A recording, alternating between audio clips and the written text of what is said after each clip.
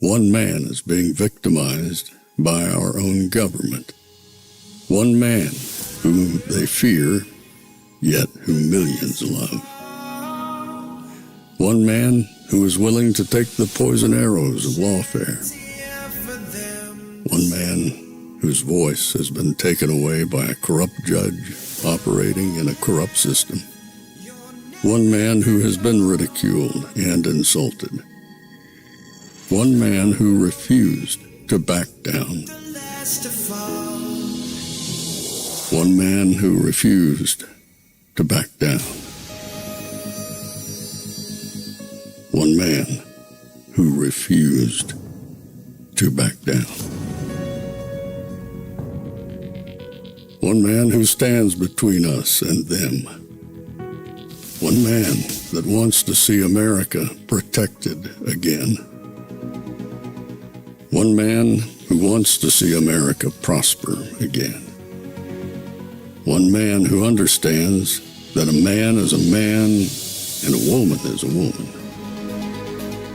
One man who understands and protects the blessing of life. One man who wants to restore American exceptionalism. One man who once again wants to make America that shining city on a hill for all to see. A place where all the people of the world glowingly set their eyes upon. America. One man who unashamedly wants to make America great again. That one man is Donald Trump.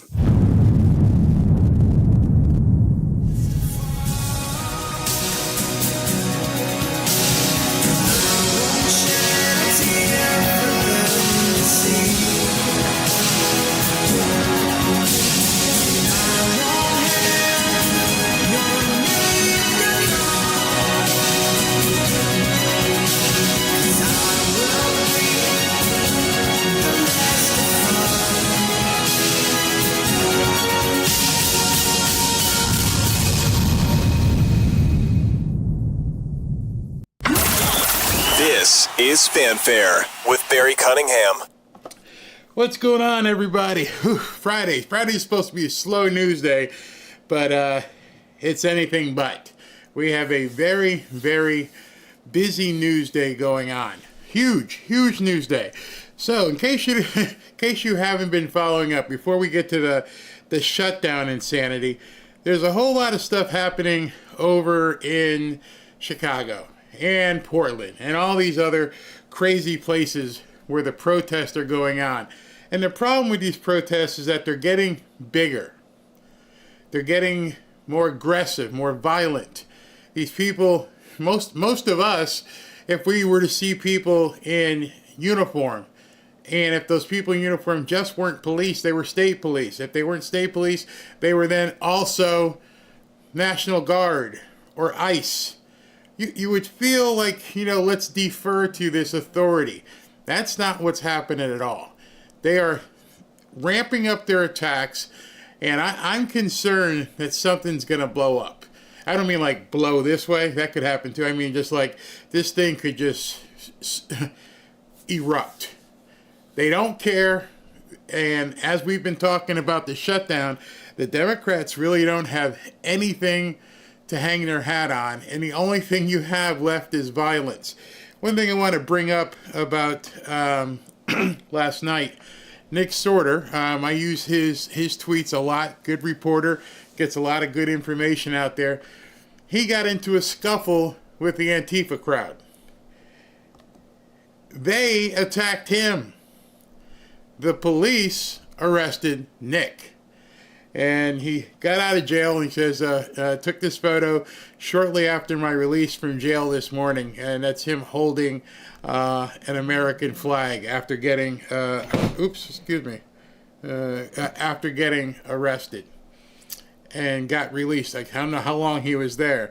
Bill Malugin reported last night at the Portland ICE building, we witnessed anti-ICE protesters burning American flag. Nick Sorter grabbed it from them, put the flames out, and took away what was left of the flag. I can't show you the video because whatever. Nick put it out, was arrested later. He went to the police to tell them, and when he went to the police, they arrested him. He actually showed them videos that showed him surrounded by the Antifa anti-ICE protesters. It's unclear what exactly happened. We were working on getting in touch with him once he's released from custody. We had seen Nick get surrounded and verbally threatened by the protesters the previous night. He posted on X that he felt Portland PD would arrest him if he tried to defend himself, and that's exactly what happened. Portland has completely acquiesced, gone belly up to the protesters. They're letting it happen. Meanwhile, they're, the mayor and governor, mayor of Portland and the governor of Portland are like, nothing's going on here. Everything's fine. And then over in Chicago, it gets worse. I say worse because of who it is. Secretary Kristi Noem was going in and out of the ICE facility, I believe, what's the place called? Broadview, and they attacked her vehicle. And they had to use, obviously, the state police and everybody else to come out. But we're getting to the point where they're not even following law enforcement anymore. They don't care. So we're getting to a very dangerous position. YouTube doesn't like us showing the videos of things going boom, but I can show you the tweet. It says, earlier this morning on President Trump's orders, this is from Pete Hegseth, I directed a lethal kinetic strike on a narco-trafficking vessel affiliated with designated terrorist organizations in a U.S. Southcom area of responsibility. 4 male narco-terrorists aboard the vessel were killed in the strike, and no U.S. forces were harmed in the operation. The strike was conducted in international waters just off the coast of Venezuela, while the vessel was transporting substantial amounts of narcotics headed to America to poison our people. Our intelligence, without a doubt, confirmed that this vessel was trafficking the narcotics. The people on board were narco-terrorists, and they were operating on a known narco-trafficking transit route. These strikes will continue until the attacks on the American people are over. The other day, you saw the press release that President Trump said that they were in an armed, non-international conflict right now with the cartels. So things are... You can feel it. You can feel the frenzy begin. You can feel that something is kinetic. Something is happening. I feel we're at that breaking point, just almost breaking. And what we're also seeing on Capitol Hill is just complete other political anarchy, I guess you could say. Because the political anarchy is to me, is just as bad. Our government officials can't stop lying. Meanwhile, President Trump also made an ultimatum that 6 o'clock p.m., we're about to see something else pop off. So let me show you this if you haven't had a chance to see it. Hamas has been a ruthless and violent threat for many years in the Middle East. They have killed and made lives unbearably miserable, culminating with the October 7th massacre. In Israel, babies, women, children, old people, and many young men and women, boys and girls getting ready to celebrate their future lives together. As retribution for October 7th, more than 25,000 Hamas soldiers have been killed. Most of the rest are surrounded and militarily trapped, just waiting for me to give the word, the word go, for their lives to be quickly extinguished. This is strong wording here. As for the rest, we know where and who you are, and you'll be hunted down and killed. I am asking that all innocent Palestinians immediately leave this area of potentially great future death for safer parts of Gaza. Everyone will be cared for by those that are waiting to help. Fortunately for Hamas, however, they will be given one last chance.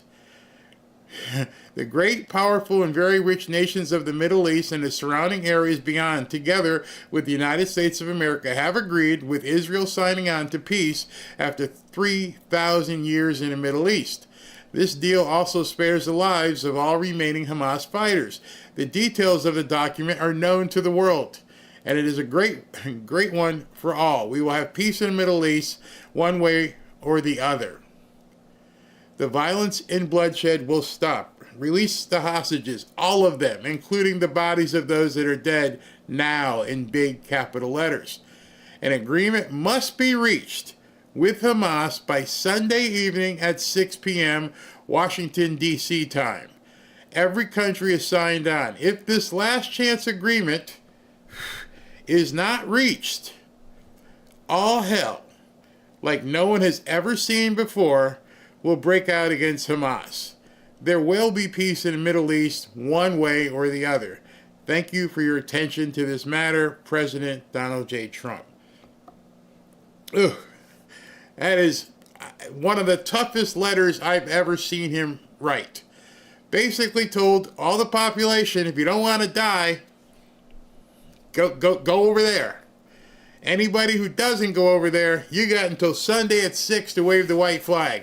At Sunday at 6 p.m., if you have not moved on, you're going to move on the other way. Boom.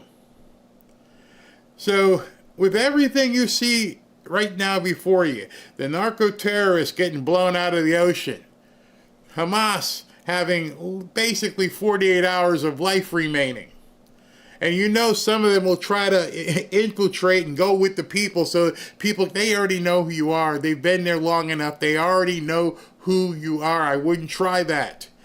And then you got the idiots here, the Free Palestine crowd, that's going to freak out as they see this and may want to cause havoc on college campuses and elsewhere here in America.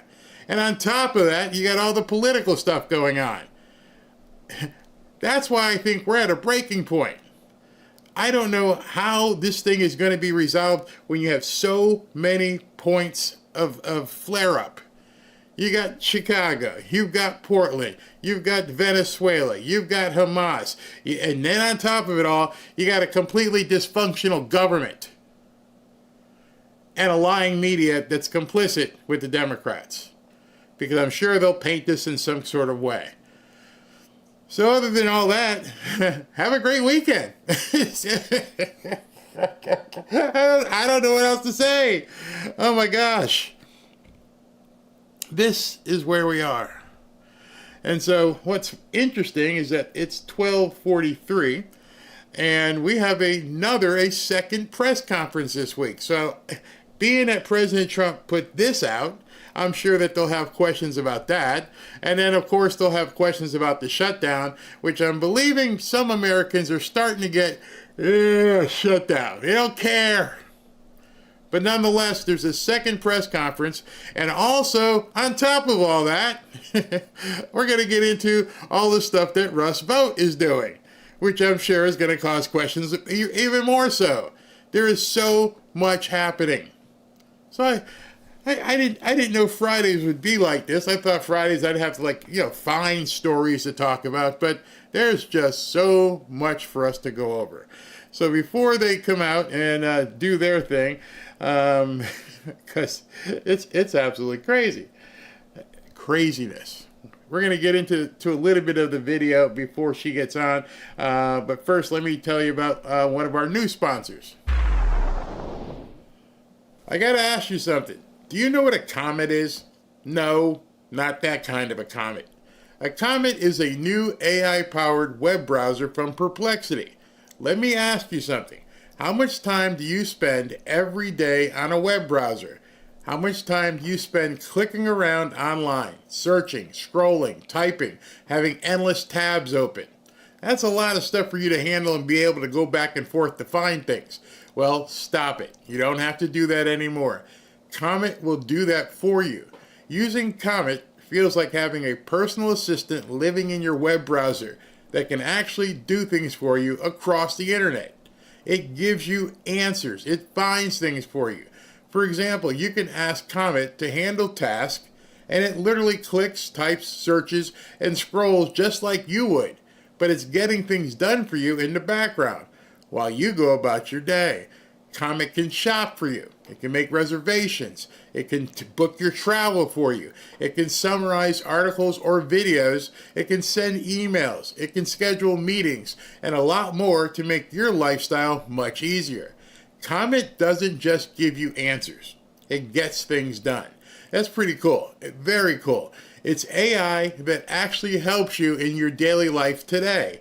Before you automatically say no, because I know there's so many people who are so resistant to AI, try it. Actually, try it. You'll be shocked at how it will make your life so much easier. You're in full control of what Comet can do at all times. And if you download Comet today, you'll get 1 month of Rumble Premium for free. So this is the perfect time for you to get Comet. Get yourself your own digital personal assistant who will do stuff for you. Trust me, you won't believe how easy it is and how much time you'll save. I use Comet daily to help me find a lot of the news I bring to you guys. Download Perplexity's new AI web browser, Comet, by heading to http://pplx.ai/Barry. You'll see the link in the description below. And let your browser work for you. And remember, if you download Comet today, you get a month of Rumble Premium for free. Again, that's pplx.ai/Barry. Go now and take back your time online. Reclaiming my time. All right, so if all this stuff wasn't a lot of news for you, if finding about all this craziness, the craziness has extended to the financial world. But other than the other craziness, this is kind of a good craziness for those of you in the market. And no, it won't be an extracted amount of time talking finances. Don't want anybody to get their panties in a bunch. But nonetheless, today, with everything going on, with all of the turmoil that I've been just talking to you about, the stock market is just blowing up. It's just going nuts. It's at a new record. It rallies 500 points thus far today, and it's only 1 o'clock. So there's some good news for your weekend. Hopefully some good news for you. All right, so while we're waiting for Karoline Leavitt to come out, let's go ahead and get into today's videos. Good morning to you guys. Yesterday, President Trump met with OMB Director Russell Vought to go over these layoff plans, which reportedly, according to the Washington Post, involve firing about 16,000 federal workers. There are about 750,000 who are furloughed right now. But when we start to see this happening and how long it lasts also depends on how long the shutdown itself is. It's likely going to be in the thousands. It's a very good question, and that's something that the Office of Management and Budget and the entire team at the White House here, again, is unfortunately having to work on today. These discussions and these conversations, these meetings would not be happening if the Democrats had voted to keep the government open. If the stalemate continues, Senate Republicans have no plans to blow up the Senate filibuster to reopen the government, and they believe reducing expenses through layoffs is the only tool they have.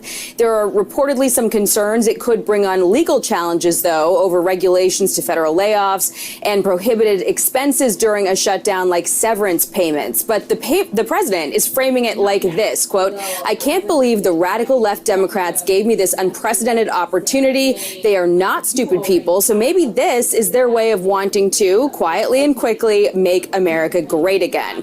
While Democrats try to keep up the outward appearance of defiance, there are some cracks forming behind the scenes. Some members are recognizing their past arguments to keep the government open will haunt them. Retiring Democrat Senator Jeanne Shaheen is also trying to negotiate an extension of the Obamacare tax credits expiring this year to get a deal and minimize the layoffs. Well, I think the president has been cutting programs and federal employees since he took office from day one. So this is nothing new. The urgent issue for us now, and we need to come together on this, and I would hope that the president would work with congressional leadership to bring people together. What's funny as I listen to this is the wording that some of the Democrats are beginning to say. We hope that something happens. We hope that he brings... Because that's all they have. They cannot demand anything or hope. That's it. And in fact, I am watching very methodically as Russ Vought is launching drone strikes, just lobbing things. Yesterday, he cut, what was it, $22 billion? $22 billion from New York. Well, today, he just launched this one. He just dropped $2.1 billion out of Chicago infrastructure projects, specifically the Red Line extension and the Red and Purple modernization project have been put on hold to ensure funding is not flowing via, quote, race-based contracting. More info to come soon. So he's sitting back and just going, pow, you guys coming to the table yet? You're going to sign? Oh, you didn't sign yet. And he's starting to pick these things off one by one, almost like, I don't know, warning shots. You see what's coming, right? There's more coming. Every single day that you guys go out there on television and talk your crap and say that it's this and that and everything else, we all know you're lying, and I'm going to start just whittling this stuff away little by little. Even though that's not little, billions. I mean, what, $25 billion in the last 24 hours he just chopped off? They got to be terrified. There are Republicans in both chambers who are willing to extend the Obamacare subsidies amid pressure over the midterms. But in the House, Speaker Mike Johnson says this should be a negotiation after the government is reopened. They did their job in the House and passed a bill. But in the Senate, Thune is saying you might need it done sooner in order to get 60 votes. At least that's the feedback he is hearing and is being circulated among members in that chamber. Guys, in the meantime, they're focusing their attention on cuts to blue states, funding cuts to blue states after freezing infrastructure funds in New York, which was widely interpreted as a shot at Chuck Schumer and Hakeem Jeffries. The OMB director announced this morning $2.1 billion in Chicago infrastructure projects, specifically the Red Line extension and the Red and Purple modernization project, have been put on hold to ensure funding is not flowing via race-based contracting.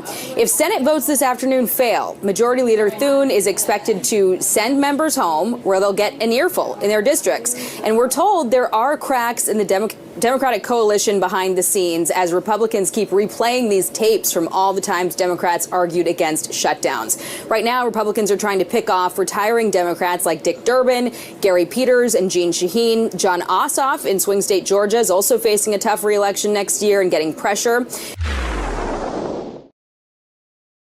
To me, this is a sorry state of affairs. Instead of doing what's right, they're worrying about, oh, I might have to get reelected, so I might have to sign just so I look better. Come on. Do what you feel. If you feel like you don't want to sign it, don't sign it. Stand up. Be a man. Be a woman. I don't want to sign it. Well, go home and listen to what your people have to say. Face that kind of music. That's what you need to do. Republicans, they need to stand strong as well. You believe that this giving these newcomers all kinds of money, that we shouldn't be doing it? Then don't do it. We're behind you. Don't waver. You've got these people against against the wall. Do not let up. President Trump's not letting up. In fact, he's probably having to fight people here more than, I mean, when I say here, on the right side than on the left side. Trying to keep these people chill. You know, it's funny because you brought in a pit bull like Russ Vought. So now you've got your pit bull and you're ready to unleash him. Oops, I'm sorry, it's a bad word. Not supposed to say unleash. Another word. In any event, you're ready to unleash him, and he's been sitting there salivating for months. He's told you, I can do this. I got it. Well, I think President Trump, in addition to the cuts that Russ has already done, is again signaling to these people, it's coming. It's definitely coming. I wanted to share this. Breaking. The White House has just confirmed that they have furloughed a third of their workforce of the White House itself because of Schumer's shutdown. The only thing that is horrible for the Democrats is that all 100% of the DOJ staff, which is still there, a lot of people didn't realize that, is exempt from any furloughs. You know when they're talking essential and non-essential? Well, obviously DOJ has been determined to be essential, which has got to be causing the Democrats some severe consternation, because that's telling you, it's basically telegraphing it to you, here they come. It's just been confirmed, this is another report from Eric, that while the White House is furloughing, blah, blah, blah, every single Doge employee will stay on, along with, and here's an even bigger bomb, all 437 members of Roosevelt's staff. They will all remain intact. Doge is exempt, so they can stay behind and keep cutting. We'd love to see it. In a show of hands, how many of you think that Elon Musk is actually gone? I'll put my hand down. This is just too coincidental, isn't it? Too coincidental that the staff that remains are Russ's people and Doge. And most of us probably haven't heard much. We didn't even know Doge was still doing things behind the scenes. Yeah, now they're about to take a much more prominent role. Now people, it'll sink into the people on the left real soon that Doge has been determined to be more important than most of the people in Washington. That is you're gonna need Miralax all over Washington, D.C. because their guts just tightened up. Now they know. And I'm wondering if today's press conference isn't exactly that. Are we going to hear? I would love to hear it on a Friday. Oh my goodness, could you imagine if she walked in and Russ was with her and said, as of right now, cut.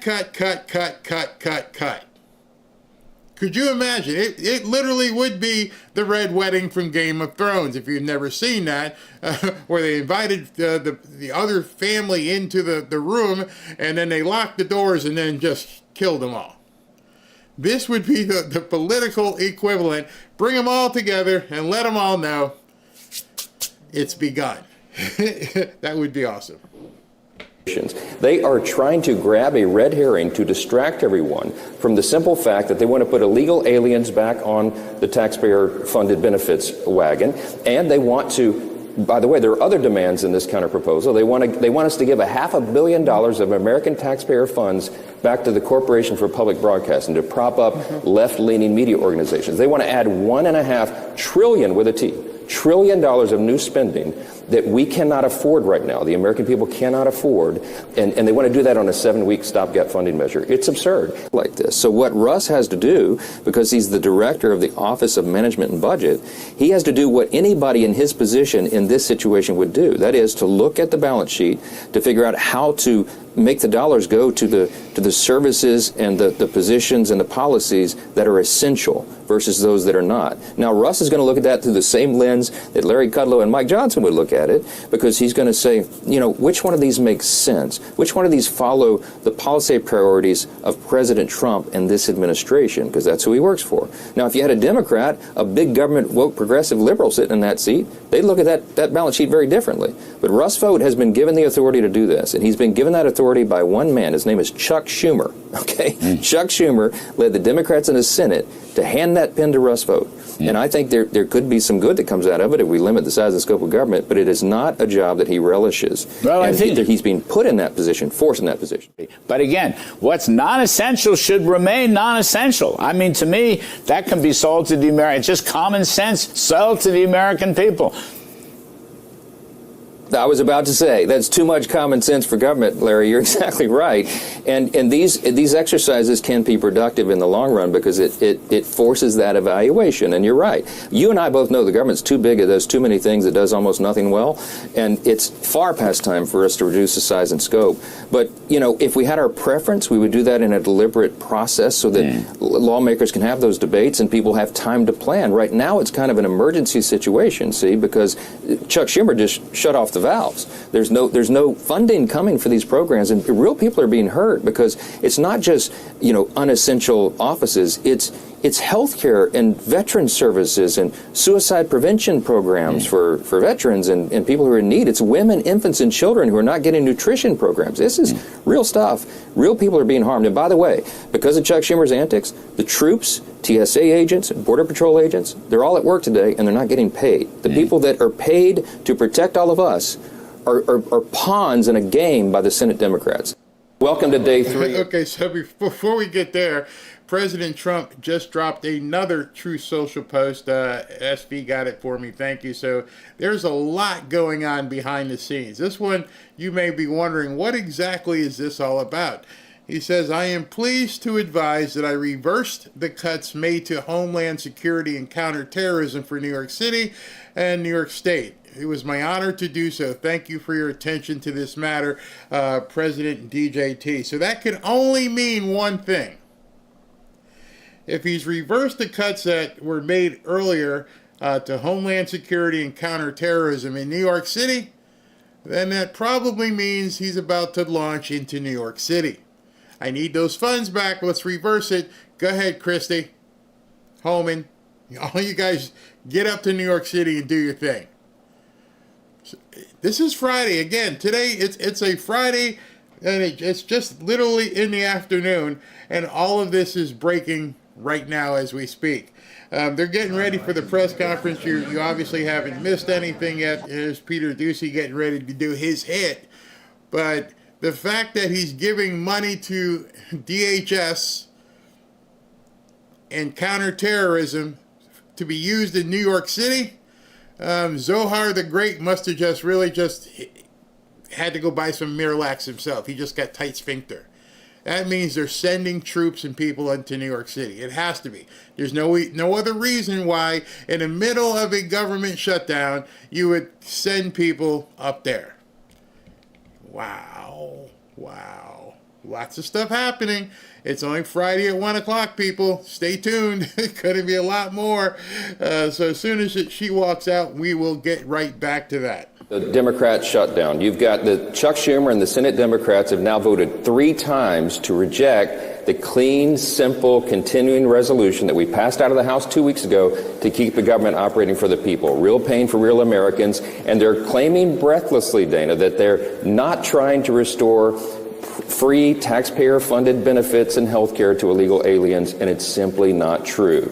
I would direct everybody right now, go to speaker.gov, okay? That's my official website. We put right there on the first page the evidence. I have the receipts, okay, as Bill said earlier. Chuck Schumer filed a counter proposal, a counter continuing resolution when they voted ours down. And what is in that? If you go there on the page, you'll see, go to page 57. It's buried in their document. But it says in that section 2141, right there, Chuck Schumer filed it. It says they want to repeal the health provisions of the One Big Beautiful Bill, the working family. All right, so why this is important, and you're going to see this referenced a few times. You may see it here in the press conference. They have caught the Democrats in an inescapable lie. They have caught the media in an inescapable lie. They can't get away from it. And so he's telling the people here on Fox, and then further, they held a press conference this morning, and he actually had receipts. He blew it up in a big placard for everybody to see. So the press is standing there, and you'll see it, and he's taking questions from them and saying, hey, look, it's right here. There's no denying it. And then a next clip, I think, if I have time, he's on NBC. I think it was ABC or NBC. We'll see it. And they, again, tried to cut him off. They don't want people knowing the truth. They want to enable the Democrat lie.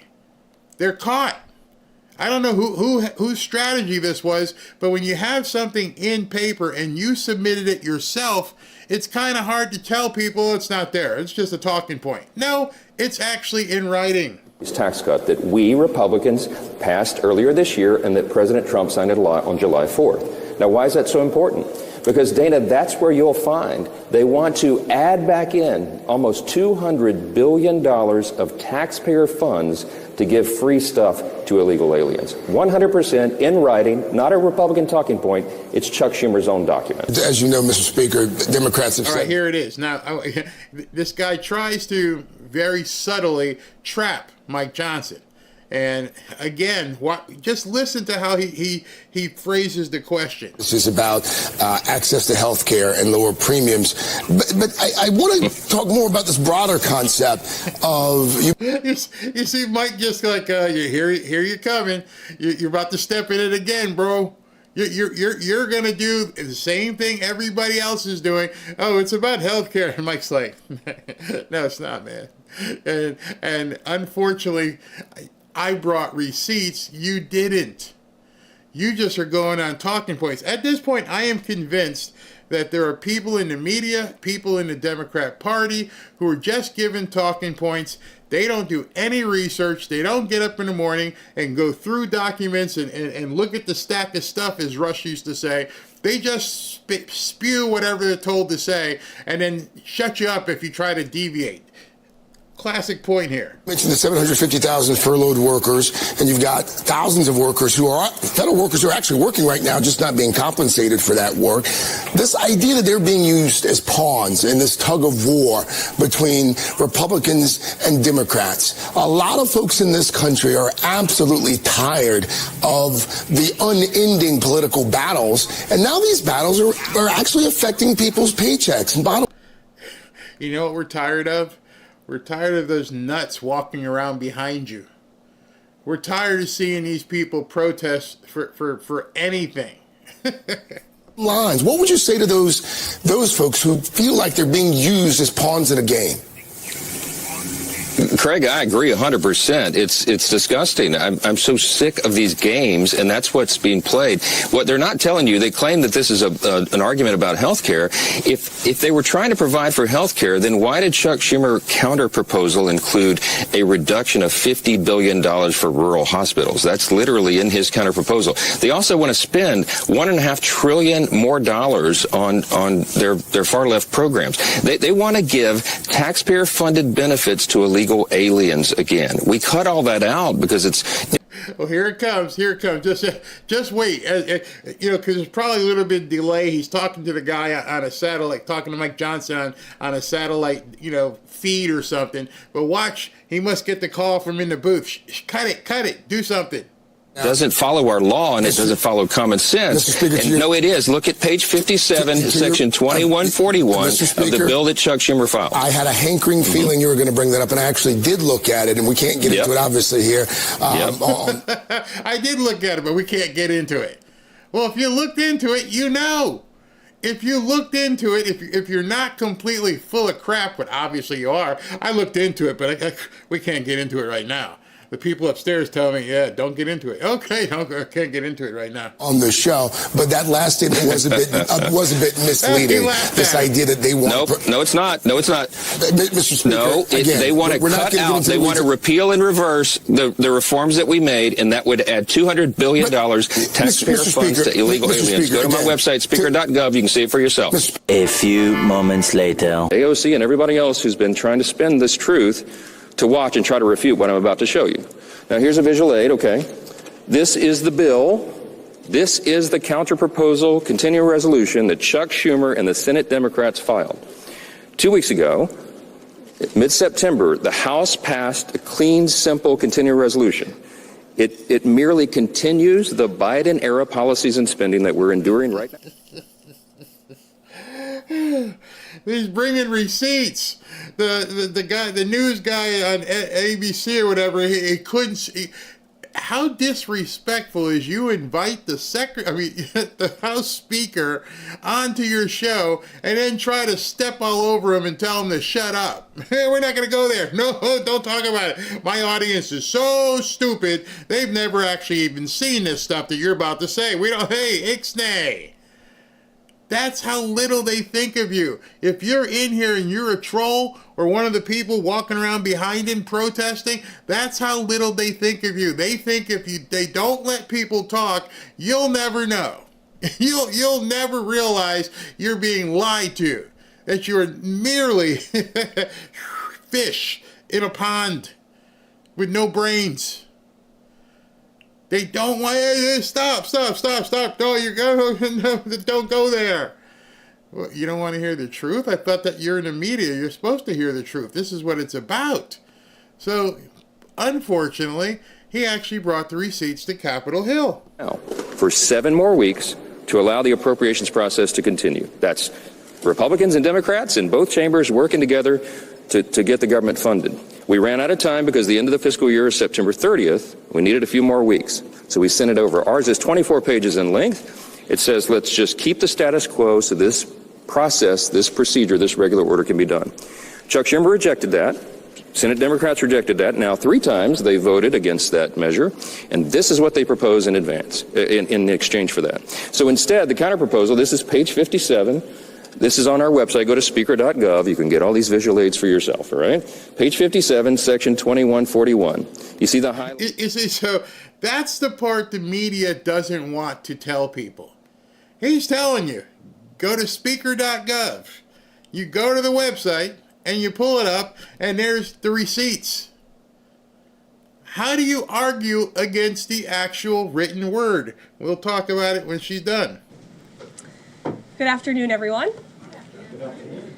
We are now in day 3 of the Democrat-led government shutdown. The Democrats continue to recklessly hold the American people hostage over their demands to give illegal aliens free health care. Republicans are fully unified behind passing nonpartisan clean funding bill, the exact same bill that Democrats approved back in March to reopen the federal government. But those same Senate Democrats are now voting against this clean funding bill and keeping the people's government closed. I understand Democrats will have an opportunity very shortly here to change course, and we hope that they will. There are significant personal impacts on millions of Americans as a result of this current government shutdown.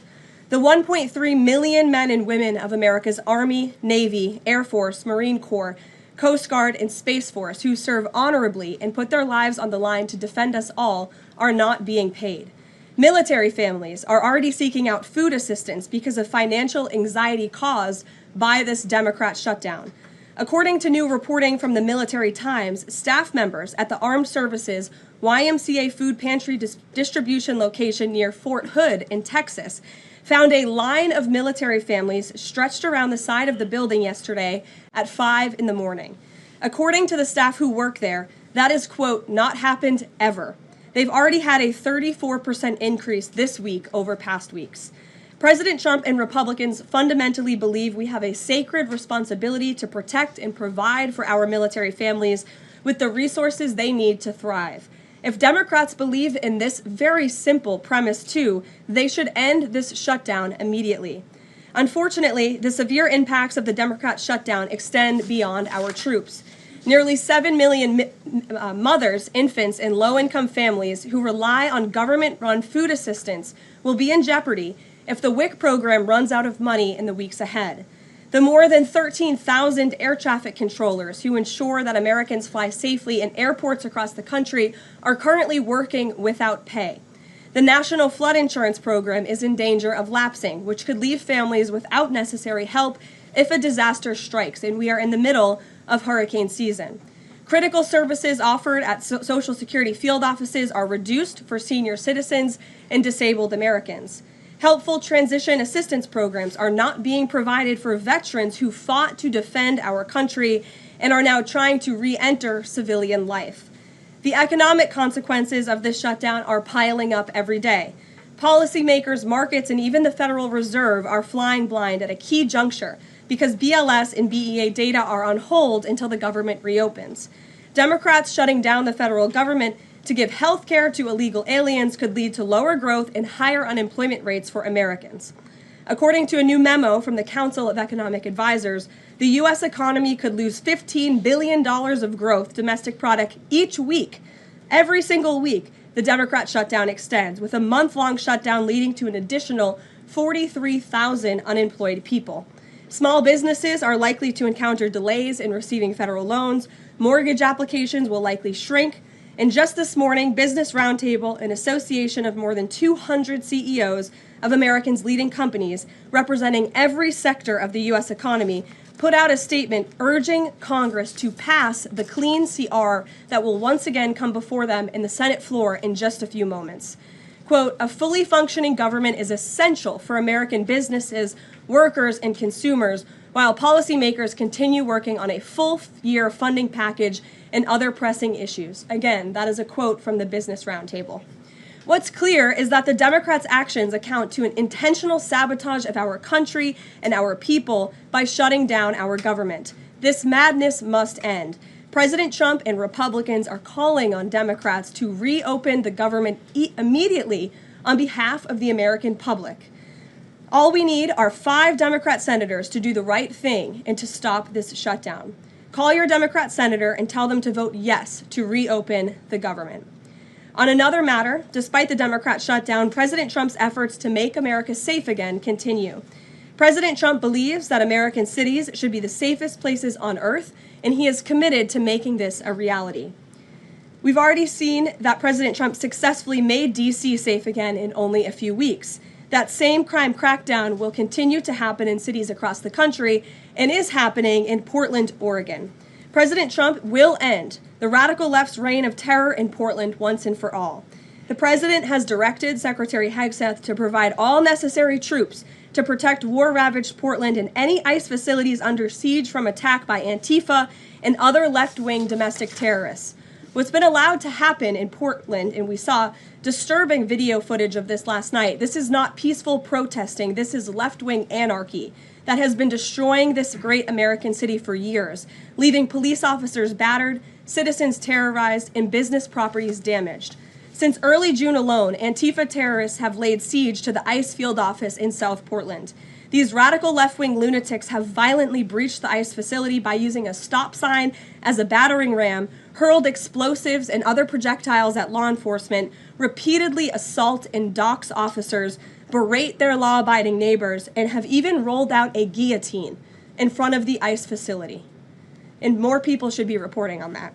President Trump has sent federal law enforcement to protect federal assets and arrest those fueling this violence. Just last night, we saw an extremely troubling incident where conservative journalist Nick Sorter was captured on video being taken into custody by the Portland police after he was ambushed by Antifa and was defending himself from these assaults. But instead of arresting these violent mob members night after night after night who are ravaging this community, the police arrested a journalist who was there trying to document the chaos, and everyone in this room should be extremely concerned about that. The Department of Justice spoke with that journalist this morning, and they will be launching a full investigation into his arrest. This incident is part of a troubling trend in Portland where left-wing mobs believe they get to decide who can visit and live in their city. It is not their city. It is the American people's city, and President Trump is going to restore that. I just spoke with the president about this, and he has directed his team here at the White House to begin reviewing aid that can potentially be cut in Portland. We will not fund states that allow anarchy. There will also be an additional surge of federal resources to Portland immediately, including enhanced CBP and ICE resources. Law and order will prevail, and President Trump will make sure of it. With that, I'll take your questions, and we will begin today's briefing with our new media seat, Amanda Head from Just the News. Amanda, thank you for being here. Thank you, Karoline. On that most recent topic that you mentioned, reportedly Portland police have not been able to engage protesters to the degree that they normally would. Does the president plan on handling this from that angle as well with city leaders? Yes. From our understanding in the law enforcement that we have here in the Homeland Security Task Force, I spoke with them this morning, and what they're seeing is that unfortunately, local police has been restricted from responding or cooperating at all with federal authorities, which is completely absurd. We have surged federal law enforcement personnel to this city to restore law and order and to work alongside local law enforcement. And we've seen the benefits of this in Washington, D.C., and all of you live here, so you can agree Washington, D.C. is and feels much safer because of the cooperation between federal and local law enforcement. They can and must be working together, and we think it's despicable that these local elected officials who swear an oath to protect their people are preventing law enforcement from doing their jobs on the ground. So that's why the president has directed his team here at the White House, and they are already on it to look into how we can cut funds. And the president wants to work with anyone. If the mayor of Portland were to call him right now and say, "Mr. President, please help us," I am sure the president would be willing to do that. He is genuinely serious about wanting to restore order in America's cities. But it's become apparent that the local and elected officials in Oregon do not feel the same. And that's very unfortunate for the people who live there. Yeah, and then one more question on the government shutdown. Should there be some type of scheduled layoffs to maybe entice Democrats to come to the table, like every hour another agency, another 100 pink slips? I'm sure Russ Vought has a list of folks ready to go. Well, look, the Office of Management and Budget, as we've said repeatedly, is working with the agencies and our cabinet secretaries to identify where cuts unfortunately can and have to be made. And again, we understand there's another vote happening on the Senate floor in an hour. Maybe if Democrats do the right thing, this government shutdown can be over. Our troops can get paid again. We can go back to doing the business of the American people. But if this shutdown continues, as we've said, layoffs are an unfortunate consequence of that. And Russ Vought has been in contact with our cabinet secretaries at their respective agencies to discuss that. Thank you, Amanda. Kelly. How would this administration define what makes a Democrat agency, which agencies, and what constitutes being a Democrat agency? I think this administration has been very clear, Kelly, that we're not going to tolerate waste, fraud, and abuse in our government. And we've also been very clear to point out when agencies or when programs do not align with this administration's values of putting our country first. You've seen that with USAID and in various other cases where there's been cuts made or funding has been slashed. And so, again, unfortunately, we're having to do a massive review of the bureaucracy to be good stewards of the American taxpayer dollar. And it's the Democrats who have forced the White House and the president into this position by voting to shut the government down. You've talked about thousands likely layoffs coming. Do you have an update on the timeline for that? How quickly? And if the government is restored to funding and back in operation, will that list of potential layoffs still be on the table? Look, as I just stated, the Office of Management and Budget is in constant communication and contact right now with our cabinet secretaries and agencies across the board to identify, unfortunately, where layoffs have to be made and where cuts have to happen. But again, the Democrats have an opportunity to prevent this if they vote to reopen the government. That is all this administration and the president is asking for. Vote for a clean, continuing resolution to keep the government open. Peter. Thank you, Karoline. During the campaign... Thank you, Peter. I was raised to say thank you in the White House briefing room. During the campaign, President Trump said that he did not know anything about Project 2025. Now he knows about it. Is that the blueprint for shrinking the government? Look, the blueprint is what the president and his team and his cabinet secretaries ultimately decide. And the president trusts his cabinet secretaries to identify where there is waste, fraud, and abuse. We pointed out this morning, or Russ Vought tweeted about this morning, a Chicago rail project that was canceled. We paused $2.1 billion in Chicago infrastructure projects, specifically the Red Line extension and the red and purple modernization projects. And it's because the administration is concerned that the Biden administration was handing out taxpayer dollars to pay for this construction based on DEI. DOT is reviewing the race-based contracting on unconstitutional grounds, and in the meantime, the Department of Transportation funds for these projects are on hold. So I guess this answers both of your questions. This would be an example of that. And just because there's so much shutdown talk, something different. What do you guys think about the NFL's decision to name Bad Bunny as the Super Bowl halftime performer, somebody who has not scheduled shows in the U.S. because he says that he's worried that ICE is going to come and arrest his fans? Well, look, I know there are many in this room who are very anxious to hear the president's response to Bad Bunny being the halftime show, so I won't get ahead of him. I won't reveal what he feels about this. Next time you all ask him a question, you're welcome to do that. I have my own feelings on that, but that's not what I'm up here to talk about. As far as ICE being at the Super Bowl, as far as I'm aware, there's no tangible plan for that in store right now. However, of course, this administration is always going to arrest and deport illegal immigrants when we find them. If they are criminals, we're going to do the right thing by our country. Kate. Did the president and Russ Vought decide yesterday in their meeting which cuts they wanted to make to agencies and which ones would be permanent? Again, I've kind of answered this question a few different times now. It's been asked in a few different ways. Their discussions continue between the Office of Management and Budget and cabinet agencies across the board, and they are actively identifying where these cuts and these layoffs have to be made as this government shutdown hopefully does not continue. And on Hamas, the president said that if Hamas rejects the proposal that Netanyahu would have his full backing to finish the job. A UN report found that Israel was committing genocide in Gaza. Does the president have concerns about the civilians being killed, the worsening humanitarian crisis, and are there limits to what the White House would support when it comes to Israel's actions in Gaza? Look, the president has deep concerns about all of the atrocities that have taken place in the Middle East over the past few years.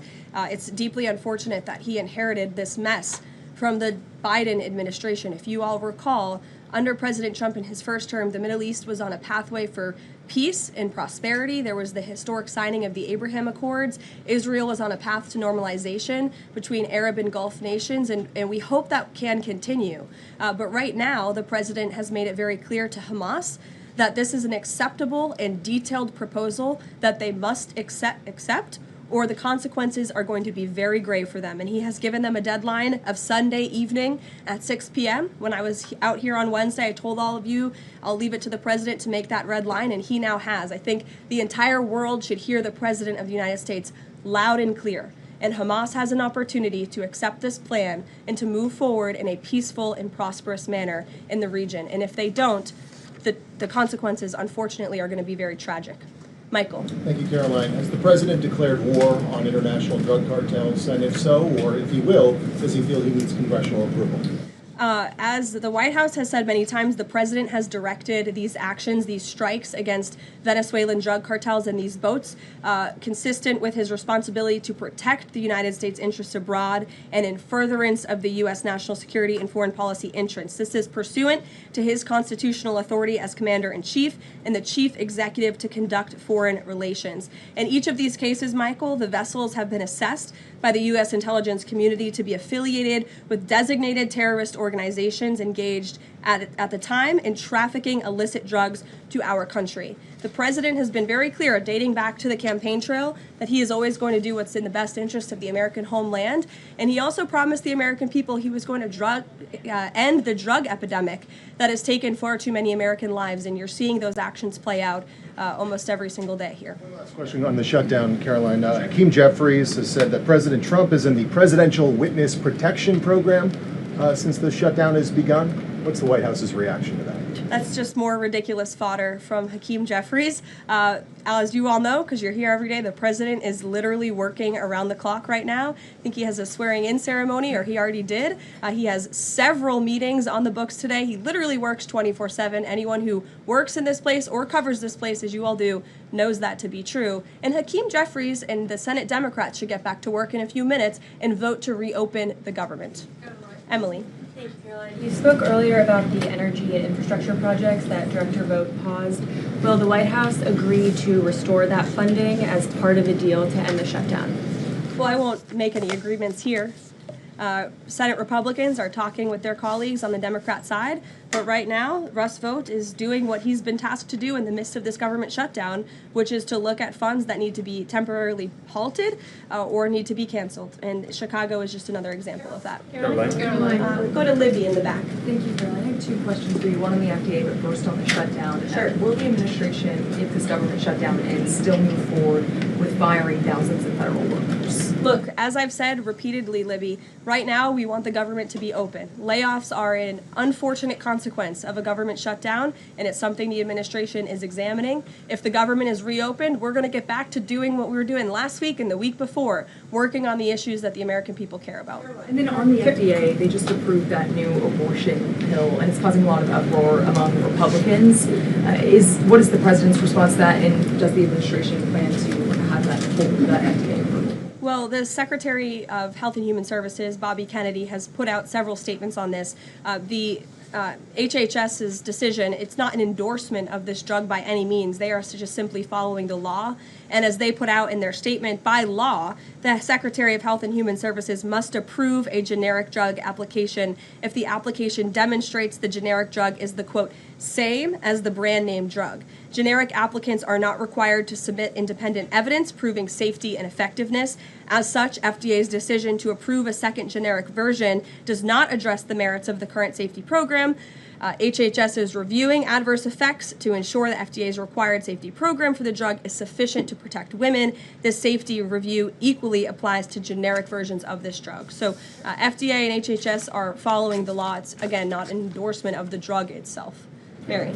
Thanks, Caroline. Two questions on the shutdown. You've argued that these impending layoffs are necessary to keep essential services up and running, but that has never been the case in any previous shutdown. Even when the government was shut down for 35 days in Trump's first term, you've never had to lay off thousands of workers to keep essential services up and running. So why are layoffs now necessary in this shutdown? Because we have an administration and we have a president who are wholeheartedly focused on restoring fiscal sanity to our government and doing the right thing by the American taxpayer. We are $37 trillion in debt, and the federal government is currently shut down. There is no more money coming into the federal government's coffers. And as you've also seen since the beginning, in January, this administration is focusing on waste, fraud, and abuse. And so Democrats have given this administration an unenviable choice to have to take a look at the balance sheet and identify where these cuts and layoffs can be made. And you just said this is an unenviable choice, that this is an unfortunate consequence, but the president has described this as an unprecedented opportunity to lay off additional workers. He's posted a video likening Russ Vought to the Grim Reaper. So which is this? Is this an opportunity to fire more workers or an unfortunate consequence? Look, the president likes to have a little fun every now and then, and I think both things can be true at the same time. The Democrats have given the administration this opportunity, and we don't like laying people off. Nobody takes joy in that around here, and if you think that, then I think that's very sad. You view the White House and our staff as wanting to put people out of work. Nobody wants to do that, but sometimes in government you have to make tough decisions. Carrie. Going back to Portland, as far as the city council there is concerned, they appear to be very sympathetic towards the protesters over at the ICE facility. Is the White House considering invoking the Insurrection Act over in Portland? Is that something they are considering also? As far as the Portland City Council is concerned, are they looking at the members there who are appear to be helping out the protesters as far as suggesting to get burner phones, et cetera, et cetera? That's not something I've heard that's under consideration or discussion at this time. Karoline. Caroline, who's ever yelling in the back? Go ahead. Me. Sure. Thank you. Bianca Gracia here, and I have a question. This week, the Democrats have chosen illegals over hard-working Hispanic Americans during Hispanic Heritage Month, causing the White House to cancel the celebration with the president. Is the president open to letting the Hispanics, who overwhelmingly voted for him, have their own siesta fiesta in the White House lawn opposed to the fancy, we don't need fancy schmancy, right? You can give us the backyard and we'll fill it all in and have in our own fiesta. Is the president open to that? I had no idea she was going to ask that question. I just want to preface that. I've never met you. I just want to say that, but welcome to the briefing room. I love your energy. I can't personally unilaterally promise the South Lawn grounds. We have some construction going on out there, but I know that everyone here views it as very unfortunate we had to cancel or hopefully just reschedule the Hispanic American Heritage Month event, and it's because we are working around the clock during this government shutdown. When the Democrats vote to reopen the government, that event will be back in the planning stages. You're welcome. Brian, go ahead. Thank you very much. Welcome to the briefing room, by the way. I was with the Secretary of War and the Attorney General in Memphis just the other day as they were going to a command center. And I noticed a billboard along the highway that said, "Memphis welcomes the National Guard." Now, what is your message today to Democrat mayors watching us right now that suffer from TDS and they cannot get Trump out of the way to saving their city, Portland being one of them? They should do the right thing by their citizens, Brian. They should call the president, they should call the White House and say, we want to work with you. And in Memphis, we are seeing some cooperation. As you saw from that billboard, the people of Memphis are loving this, and they are very grateful for the federal government's efforts. And federal law enforcement is there. We're working alongside local law enforcement. We'd like to see it ramped up a little bit because we want to make progress, and we want to arrest as many bad criminals as we can. Since Monday, I do have some updated statistics from the Homeland Security Council this morning. Since Monday, 153 arrests have been made in Memphis, including 5 gang members. 48 illegal guns have been seized, and 5 missing children have already been recovered. Last night, 60 arrests were made, and 21 illegal firearms were seized. Arrests from last night include a suspect wanted for rape of a child under 13, first-degree murder, breaking and entering, aggravated assault, illegal drug possession, and many more. So we continue to see good results coming in through Memphis, and the president is very excited about making Memphis safe again. In the blue. Thank you. At the top of the briefing, you made a statement about that the Democrats are interested in giving health care to illegal immigrants. Yes, they are. U.S. law already prohibits that. It's a 1996 law saying that they cannot give unauthorized immigrants any federally subsidized health care coverage Back to this, through huh? Medicaid, the Affordable Care Act, or the Children's Health Insurance Program. There seems to be a disconnect in the messaging. Are you denying that Medicaid money has never gone to illegal aliens in the United States of America? I'm asking you if you can explain the disconnect in the messaging. I most certainly can. The Democrats' proposal, their continuing resolution, let me just reiterate, the Republicans' continuing resolution was a clean continuing resolution. There was no partisan politics injected into it. There were no conservative wish lists injected to it. What the Republicans want, and still want to this very second, is a clean continuing resolution to fund the United States government. What did the Democrats want in their continuing resolution? They inserted a provision to undo a provision in the Working Families Tax Cut, the One Big Beautiful Bill, that ended taxpayer-funded health care illegal benefits for illegal aliens. Democrats' proposal would require Medicaid to pay more for emergency care provided to illegal aliens than Medicaid does for American patients who are disabled, elderly, or children. And this bill would have also allowed California to continue a gimmick that funds its Medicaid for illegals program.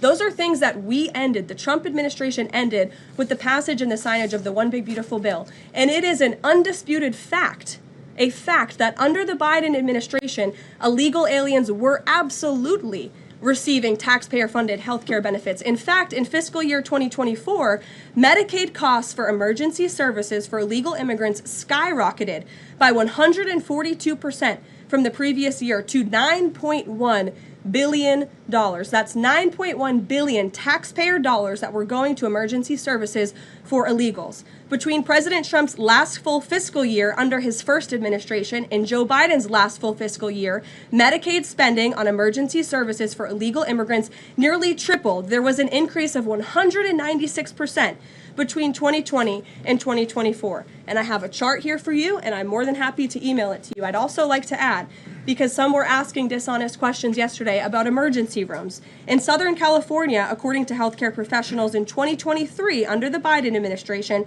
Southern California's, quote, entire healthcare system was being bombarded with illegal immigrants and forcing American patients to endure longer wait times. In Denver, Colorado, the CEO of Denver Health stated that 8,000 illegal immigrants made 20,000 visits to the city's health system in 2023, leaving an uncompensated bill totaling over $10 million. So when an illegal alien goes to the emergency room, who's paying for it? The American taxpayer. The main safety net hospital in Denver had to turn away patients due to the massive influx of illegal immigrants into the community, and UC Health Hospitals in 2024 reported their system was under stress from an increasing number of migrants. As a result, according to the head of emergency departments and urgent cares across the hospital system, quote, access is impeded for everyone. These are healthcare professionals who dealt with this directly, and there's a lot more where that came from. It is an undisputed fact that Democrats want to give taxpayer-funded healthcare benefits to illegal immigrants, period. Ed. Yeah, thank you, Caroline. Is the president talking directly to Democratic senators to try and get their vote for a clean CR? The Senate Republicans are speaking directly with moderate Democrats. I understand those conversations have become very serious, and we hope positive in the right direction so that Democrats will do the right thing. I don't know if you saw overnight a refinery in California went up in flames. Is the president going to help the governor should gas prices spike, or could he help the governor? Look, I know the administration and the White House are aware of that situation that took place. I don't have any announcements for you, Ed, on that. Has the president seen the first draft of the commemorative coin that the Treasury is doing for the 250th anniversary? It has his face on it. Oh, I'm not sure if he's seen it, but I'm sure he'll love it. Kara. Thank you, Caroline. It's now being reported that former President Biden's DHS and TSA placed peaceful January 6 protesters and even Americans who refused to wear masks during COVID onto watch lists usually reserved for terrorists. Most of these people were not charged with crimes. Does the White House have a comment on the prior administration violating the free speech and due process of these Americans? And where is the outrage from the left that claims to stand for due process and free speech And after that, I have another question about protecting journalists from Antifa. Sure. Well, Kara, to your first point, please send me that report. That's certainly very concerning. I haven't seen it myself, but if indeed that was happening, it's something I'm sure the Department of Justice and the FBI would deem worthy of looking into. And journalists, as you mentioned earlier, are being increasingly attacked by leftist protesters. I was actually assaulted outside of President Trump's United Nations speech, and I think the White House is aware that a Portland journalist was almost blinded by an Antifa protester. This has been a problem that's gone on for years, and police often say that their hands are tied. Does the White House have a plan or plan on issuing a statement maybe discouraging this violence against journalists out on the street like me and so many others in this room? Well, I hope that my statement earlier in the briefing served that purpose, but of course we condemn violence against anyone in this country, and journalists as well, who are exercising their First Amendment right. And there have been so many incredible independent journalists across the country who have gone undercover within Antifa and really have come to understand how this is a growing domestic terrorism threat inside of our country. And I would encourage maybe some of you in this room to get outside the Beltway and go do some of that undercover investigative reporting, because it is really incredible what they found. I met with one of them in my office yesterday, and they're doing very dangerous work in difficult circumstances, and Antifa is a very violent group, as you've experienced and that many others in the media have as well. Christian. Yeah, thanks, Caroline. Following up on Libby, sort of on the other side of the abortion debate, has the president abandoned his campaign pledge to mandate insurance coverage for IVF services? No. Was there any update on that? We flew by that May EO deadline for the White House to produce a plan. I literally just read a statement from the Health and Human Services for Libby at least, as far as IVF goes. I'll check in with our policy team and we'll get you some updates. And then on Russia, how concerned is the White House that the Russian Navy seems to be escalating its provocation of NATO allies? I'm talking, of course, to the several close calls they've had with the Danish military during the EU leaders meeting in Copenhagen. It's something the administration takes very seriously, and we are constantly monitoring it. The National Security Council here at the White House is in constant correspondence with our NATO allies, and the president speaks to many of them as well. Yes. We've seen a spate of gun violence in this country, both mass shootings. We've seen this Michigan church that was attacked, children being shot in pews in Minnesota. We've also seen politically motivated assassinations of Minnesota lawmakers, Charlie Kirk. Has any of this made the president or the White House rethink gun safety prevention in this country? Either red flag laws, I know that that was a conversation in the first Trump administration, or is there anything on the table right now on gun violence? Of course, this is an extremely pressing issue for the administration in our entire country. It's deeply alarming to everyone here, the violence that we've seen taking place all over the country, the assassinations that have unfortunately, tragically taken place throughout the last several months. There are many discussions about how to prevent such violence and how we can ensure that law enforcement has the resources they can on the ground to not only respond, but again, to prevent such tragedies from taking place. If there are red flags with an individual in a community, that they are treated as an emergency, a public safety emergency, not just, turn a blind eye to. There's many other things we can do, but the administration and the president has always also made it clear he's always going to protect the constitutional right, the Second Amendment constitutional right of Americans to own guns. For Congress to pass a federal red flag law. Right now, they just incentivize states financially to have red flag laws. But I know Lindsey Graham has worked on this as a Republican. There are some Republicans that do support this kind of gun safety legislation. I don't want to get ahead of the president on any congressional action or any suggestion to Congress on that matter. Andrew. Thank you, Caroline. Two things. First, to follow up on something you said earlier about hospitals treating undocumented or illegal aliens. Is it the administration's position that hospitals should not have to treat people who come into the emergency department who are not here legally? No, that's not our position. Our position is that it's completely unacceptable that the Biden administration paroled and encouraged an invasion of tens of millions of illegal aliens into our country and then promised them free health care. And the Democrats are on the record repeatedly stating that they believe illegal aliens should have health care benefits, free health care benefits in the United States of America. So that is a recipe for a disaster. Of course you're going to encourage a mass illegal invasion of our country, which is exactly what happened. And we've seen the unfortunate consequence of that, where American patients are being put last, where American patients are having to wait in wait rooms, where grandmothers and grandfathers are waiting hours and hours for care because they're being put behind the line to illegal aliens. And we don't agree with that. We don't support that. That's why the administration is desperately trying to fix it and deport the tens of millions of illegal aliens that the Democrats and the Biden administration allowed into our country. And we'd love to continue doing that work so long as the federal government is reopened. And there are many federal law enforcement agents and officers right now who are working without pay. That's unacceptable. The Democrats need to reopen the United States government, and we hope that they will do the right thing on the Senate floor in just a few moments. Thank you, everyone. Language. There's a lot of legalese in this legislation, in these bills, but it says that they want to repeal the health subtitle changes. What does that refer to? You read down here, Public Law 119-21. That's the one big beautiful bill. That's the American Families Tax Cut. What they want to do is repeal the very important and necessary changes that Republicans voted to put into law. President Trump signed that into law on July 4th, triumphantly on Independence Day. It was a great marquee achievement for lots of reasons. But some of the most important provisions in that law was that it eliminated fraud and abuse of our health system. Medicaid has been rife with fraud and abuse, and so we reformed it. Why? To help provide more and better health services for the American people. Because the problem with Medicaid is it's been abused. We had so many people on Medicaid that never were intended to be there. Medicaid was written for the people who need it most, the elderly, the disabled, sometimes young pregnant women who are in difficult situations. But the resources are being drained. You know why? Because there was two primary categories of people that should never have been there in the first place. One was able-bodied young men who are riding the wagon who should be working. We got them back to work. And the other thing that we focused on was the illegal aliens. By the CBO's estimate, about 1.4 million illegal aliens were receiving Medicaid benefits that were intended only for U.S. citizens that met the categories I just described.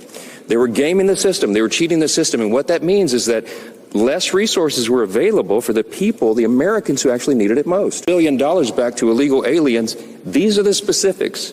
If you read the legalese here and the language in the bill on page 57 and what follows, that's what it's talking about. These are all the various provisions in the chart over here. Those are listed in millions. So you see the final total there, $192.8 billion of your hard-earned taxpayer dollars that Chuck Schumer and the Democrats want to give back to illegal aliens. That's a fact, and nobody can refute it. Now look, what we've done is very simple. We sent over a continuing clean resolution. This is standard practice around here. And all the Democrats who are voting against it in the Senate right now, every single one of them have given impassioned speeches about how you must pass continuing resolutions, you must pass CRs, you should never shut down the government because it's dangerous and destructive and selfish and wrong. Well, suddenly they've changed their tune. We're playing, I invite you all after the press conference to go by the Speaker's office in the hallway there, and you can see the highlight reel of all of them saying this passionately, as recently as March of this last year when Chuck Schumer led his caucus to vote for the same CR. They did it 13 times during the Biden administration in the previous 4 years, but suddenly they won't do it. So everybody has to ask themselves why. It has nothing to do with health care. The subsidies that they're saying is the issue is not the issue. That is an issue for the end of the year. December 31 is when that expires. So Congress has 3 months to negotiate that. Certainly we could work on it in the month of October to find some consensus and figure that out, what reforms there may be necessary to make all that happen. Republicans are committed to the health care of Americans. We have already proven that we are making health care more efficient and effective and more available so that we can bring down cost and premiums and improve quality of care. We put the goods on paper. We're doing that. And the CBO analysis that came out August 25th said that these changes that we put in our bill are doing exactly that. The Congressional Budget Office is not a Republican shop, as you all know. They typically go against what I'm doing, okay, but they had to admit that this is going to make 2.3 ineligible recipients no longer on the Medicaid rolls. It's going to save $185 billion for taxpayers. That's exactly what we promised, and that's what's going to be achieved. But we have more reforms coming to try to fix Obamacare, which is not working for the people. But you need common sense, responsible Republicans who are serious about policy to fix that for the people, and that's what we're working to do. The Democrats are stalling that because they need a political talking point. And why? Because Chuck Schumer, who leads the Democrats, is terrified that he's not going to win back his Senate seat. He's afraid that the Marxist far-left corner of his base is going to challenge him in New York. Maybe many of you have noticed New York is probably going to elect a Marxist for mayor. He's terrified by that development. Chuck Schumer is a far-left progressive politician, but he's not far enough left for this base. And so he's got to show a fight against the president. He's got to show that he's fighting Republicans. And because they're playing political games, and they're not doing what he himself said passionately as recently as 6 months ago that must be done, that you passed a standard bipartisan CR. Because he needs political cover, he is dragging the American people through this. And who's getting hurt? Women, infants, and children, nutrition programs that are now stalled, veterans' health services that will not be provided, people who are low-income Medicare recipients who receive telehealth and health treatment at home. Many of those programs are not being funded. We have troops and TSA agents and Border Patrol agents who are working without pay, protecting the country. And you have FEMA services, health insurance policies, for example, that are being stalled in the middle of a hurricane season because the Democrats want to play political games and try to obscure the real facts at issue. We challenge them. We challenge them to tell us why they're not trying to give illegal aliens health care again when they put it in their own bill. This is not Republicans playing games. I could have put Republican conservative priorities on the CR and sent it over there, but I didn't. Welcome to day 3. All right, so he spelled it out. I think that was early this morning. He spelled it out specifically. He went all around the various networks. I've got a piece up here with him on Fox News, and for the first time, he's bringing the placards, bringing the receipts, and despite all of this being said, in the press conference, somebody challenged, well, you know it's already against the law. Well, if it's already against the law for newcomers to get Medicaid, then why did they put it back in? Because they're trying to make it not against the law. I mean, this is so stupid. Yes, it's against the law. Then why do they want to switch it? Because it's against the law. These people aren't thinking, or they're just being intentionally obtuse. So I put up a poll here, and the poll is, do you guys want to see the next vote to see if it actually passes? Excuse me. They're walking around there in the Senate right now. What's that? 1, 2, 3, 4, 5, 6 people. 6 people just standing around. Who knows how long this will take? This may take quite a while. But so what I'll do is I'll finish what I'm doing. It gets to the point where people start making speeches. Mr. Mr. Peters, no. Mr. Reed, no. Miss Rosen, no.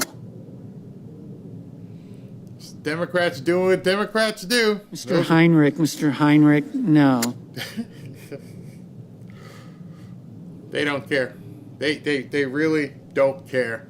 They're just going to keep it going because they have to do it. There's another no vote. Who was that? Jeff, no. So it's not going to pass. I'm waiting to see which Democrats actually come in and say yes, but so far it's just no. Not enough people watch this. Not enough people listen. Mr. Barrasso, yes. aye. Yeah, okay. So you recognize some of the guys, that's Tom Barrasso, and they walk in and they saunter and they just give their up or down, and that's it. That's how it's run. But, there's nothing really to discuss. That's why you're not seeing anybody up there making any speeches, because there's really nothing it'll fail, and then it'll be up to John Thune at that point to decide, what are we going to do? Are we going to do it again? We're going to play this game, or are we going to go home for the weekend and just call it a day? More than likely, they'll call it a day.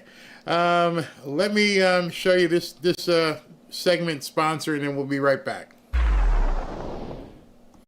You ever see something and think to yourself, yeah, that's me, I gotta have that? That's exactly how I felt when I first saw the Trump Never Surrender gold sneakers. Now I know some of you have seen the high tops I've shown you before, but let's be real, high tops aren't for everybody. That's why I'm just as pumped about these new low profile sneakers. They're more casual, more wearable, but yet just as bold. Sneakers you can throw on every day and still make a statement. And trust me, these aren't just shoes. These are conversation starters. The gold shine, the red, white, and blue accents, you're literally wearing your American pride on your feet. And let me tell you, nothing shuts down a woke lecture faster than walking in with these bad boys on your feet. But here's the thing, they don't just look good, they feel good. They're very comfortable, they're durable, they're lightweight. These aren't the kind of sneakers you're just going to leave in a box in your closet. So toss out your dusty old worn out sneakers that you've been wearing holes in and get yourself a pair of these bad boys. The best part, that message, never surrender. Every time you put these on, it's a reminder. Stand strong, don't back down, and keep fighting for what you believe in.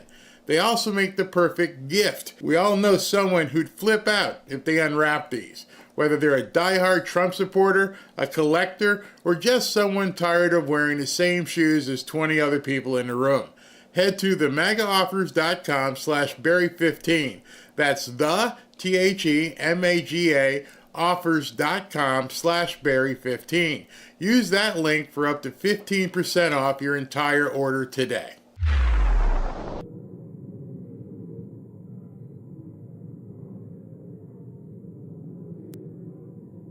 Mr. Warner, no.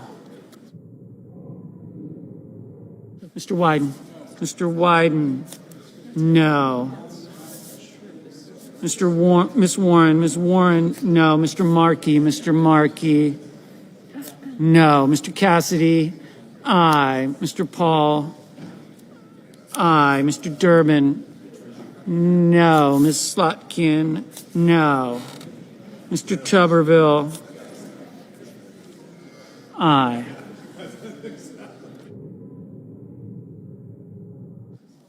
Mr. King, no. Mr. Murphy, no.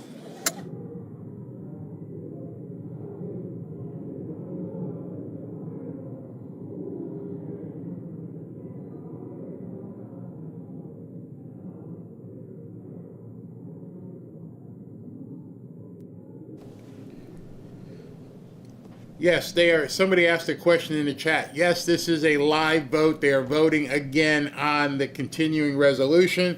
But as you can hear, almost every single Democrat thus far has said no. And it's one at a time, just nope. So they're planning on going home for the weekend with a closed government. We'll see. Looks like what's his name? Van Hummel. What he just walked in. Yep. No. Mr. Van Hollen, no. Ms. Baldwin, no. Ms. Duckworth, no. Mr. Schatz, no.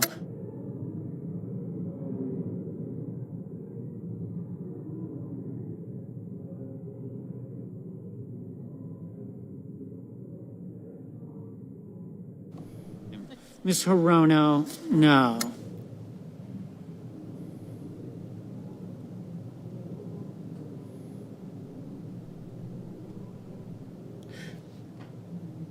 So what we're probably going to see is maybe Fetterman.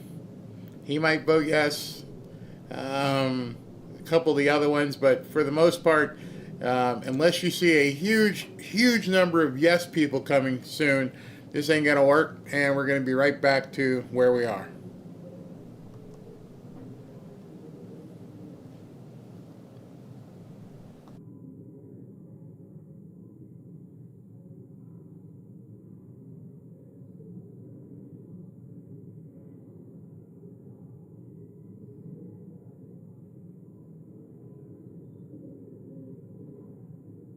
Miss Ernst, aye.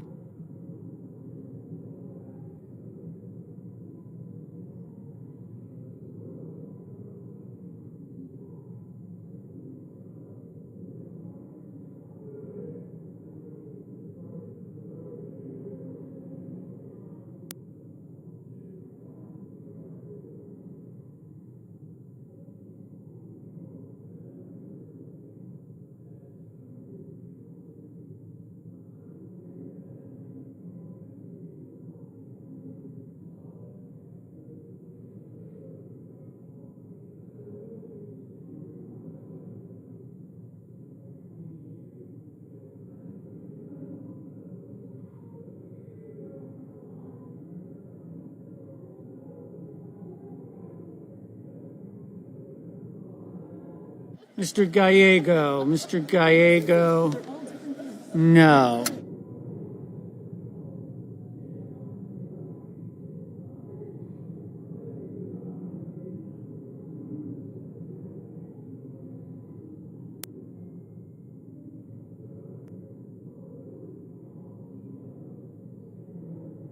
Mr. Ossoff, no.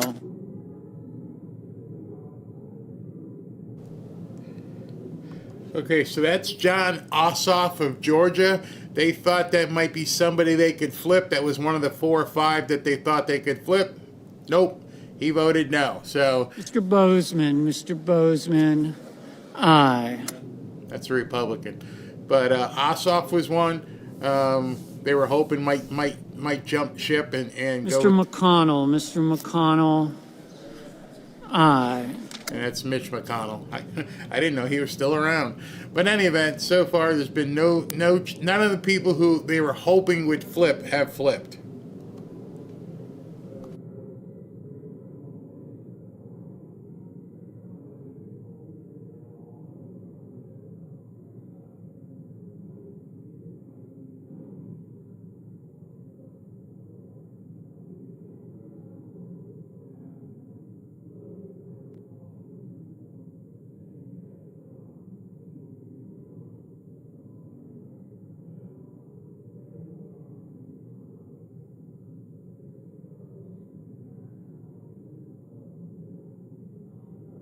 Ms. Cantwell, no.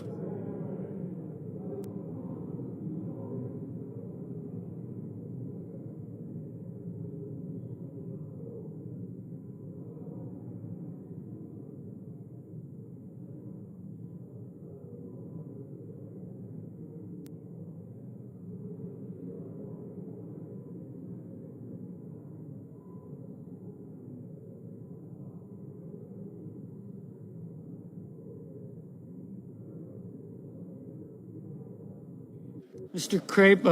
Crapo, aye.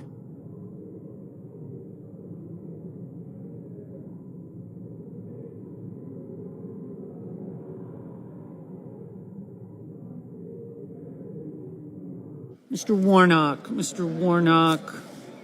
no.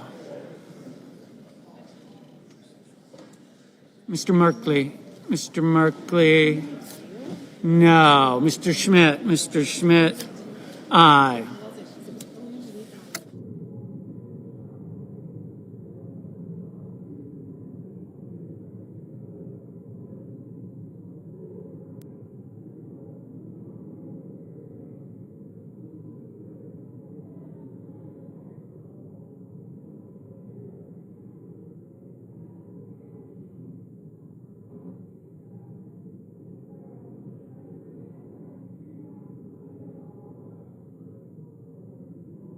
Mr. Padilla, no.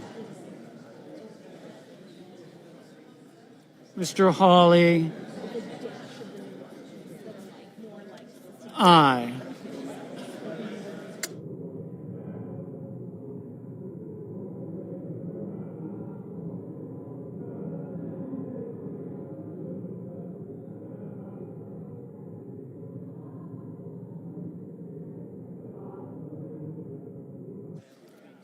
Mr. Wicker, aye.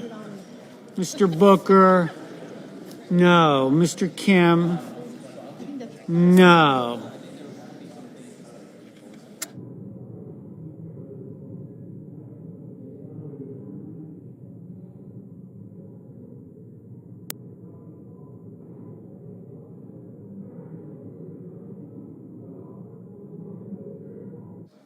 Mrs. Murray, no.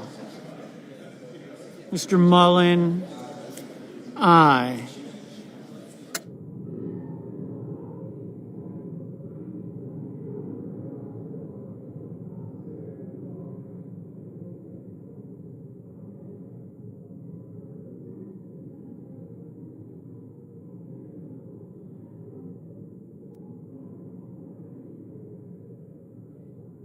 Mr. Banks, aye.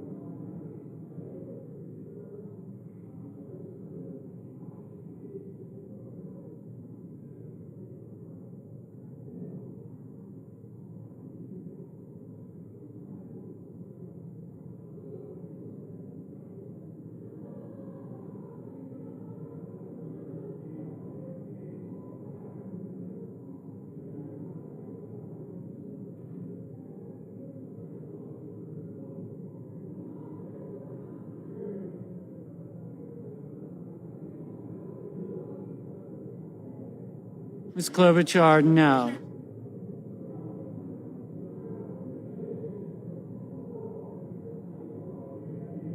Mr. Schumer, no.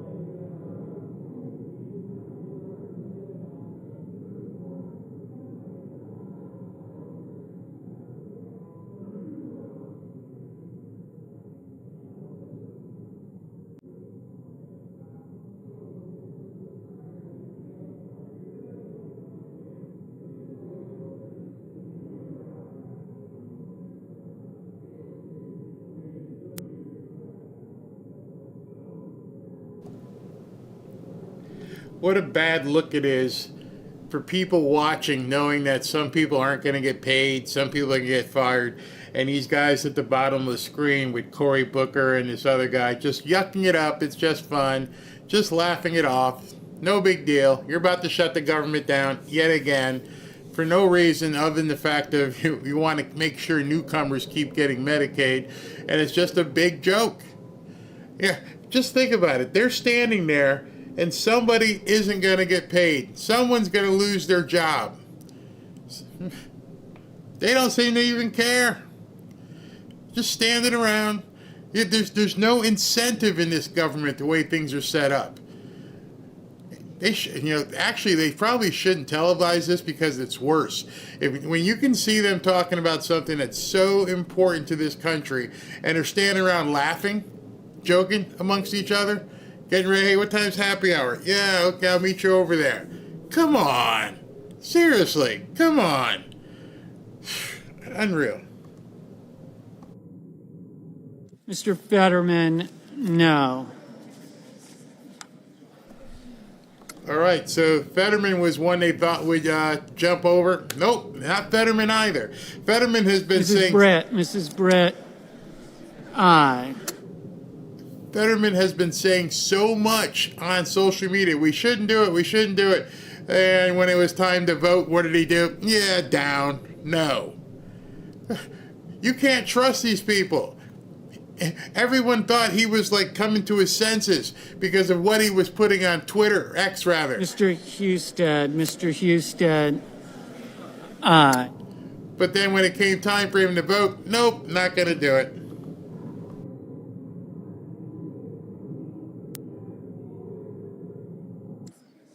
Mr. Budd, aye.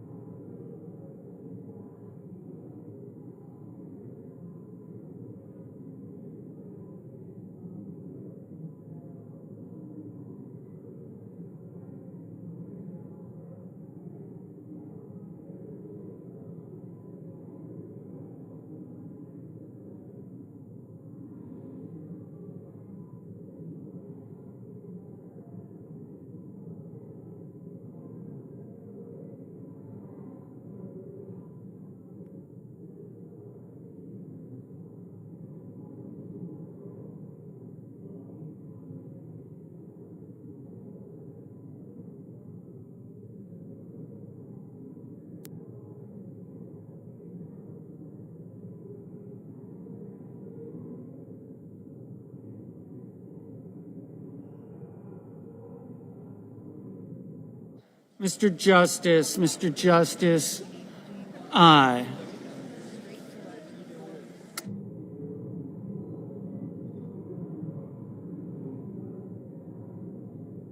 Mrs. Gillibrand, no.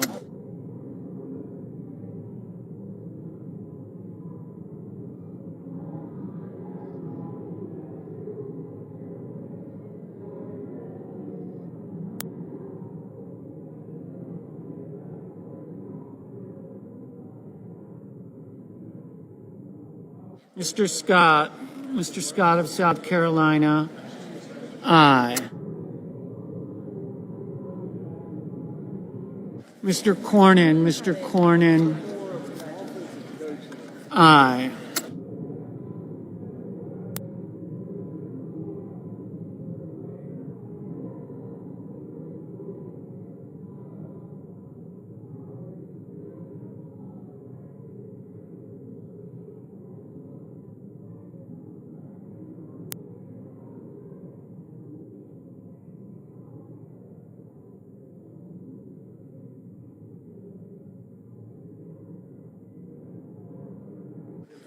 Mr. Haggerty, aye.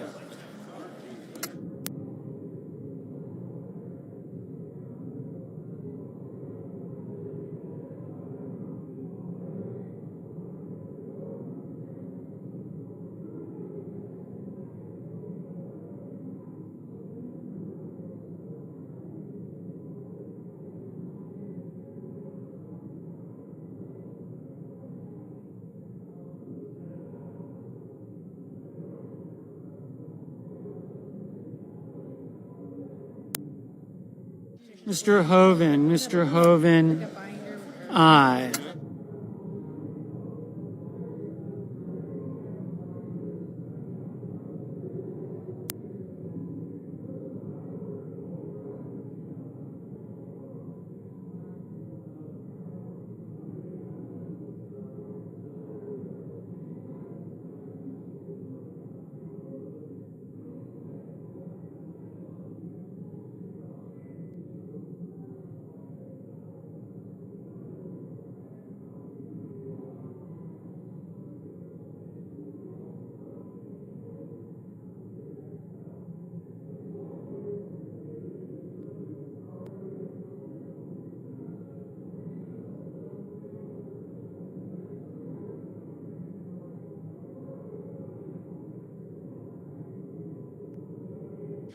The yeas are 51, the nays are 46. The resolution is agreed to.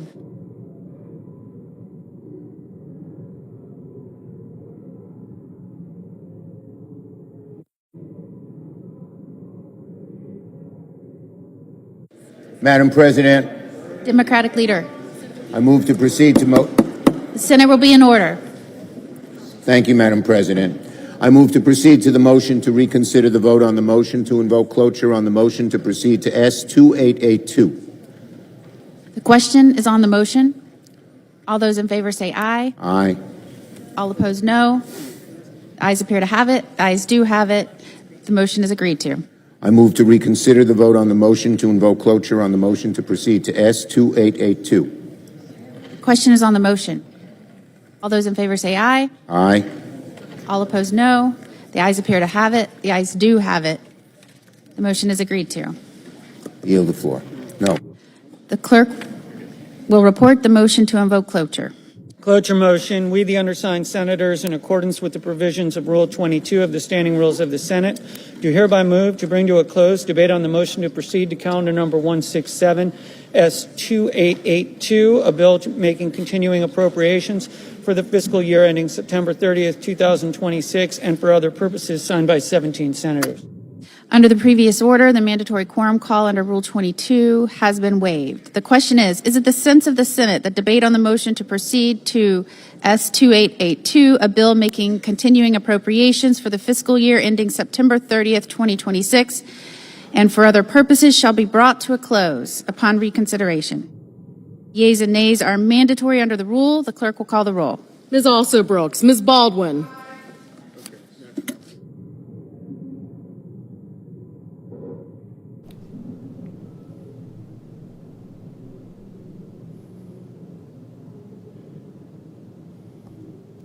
Okay, so I see some of the chats. People are like, what the hell's going on? That was the vote to get to the vote to get to the next vote. And they're not even close to 60. That was just 51 to 46 that said, can we pursue with actually trying to vote? And now what they're going to do is they're trying to cloture to stop debate so that they can actually get to the vote, which is going to fail. So if you only got 51 people who wanted to advance it, then you also, at 51 plus 46, that's only 97. So 3 people didn't even vote at all, didn't even bother showing up. But 51 is not going to get anywhere near reopening the government. So right now, they're going to go through this charade and do a roll call vote and just to move to the final vote. I know. This sausage gets made very, very crazily.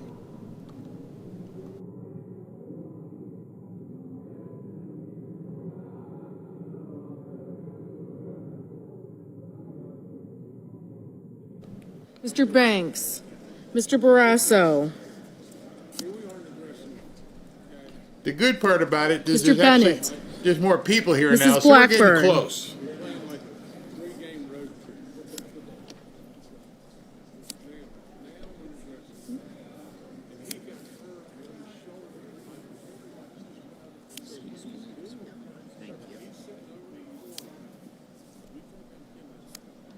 Mr. Blumenthal, Ms. Blunt Rochester, Mr. Booker, Mr. Bozeman,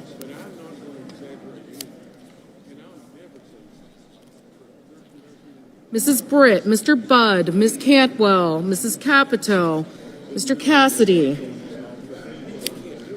Ms. Collins,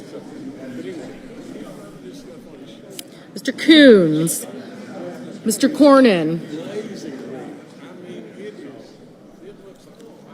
Ms. Cortez Masto, Mr. Cotton, Mr. Kramer, Mr. Crapo, Mr. Cruz, Mr. Curtis,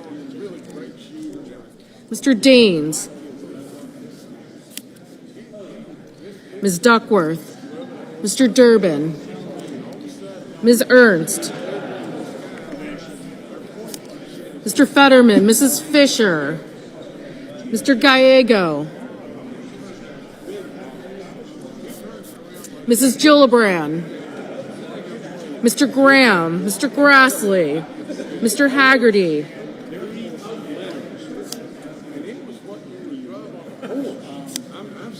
Ms. Hassan,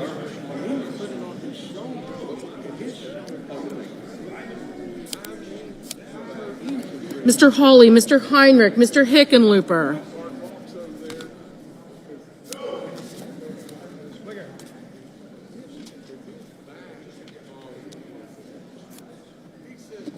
Ms. Hirono, Mr. Hoven, Mr. Husted,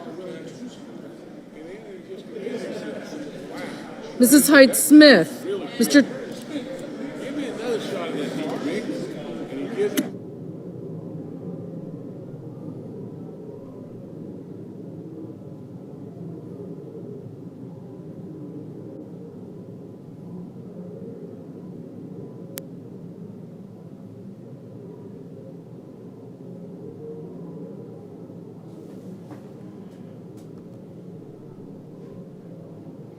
I didn't cut the sound, she did, so she cut her microphone while they're all jabbering. She'll say right now, Mr. Scott, he just walked in. Oh, she should have said it. Well, they're all walking up to her right now.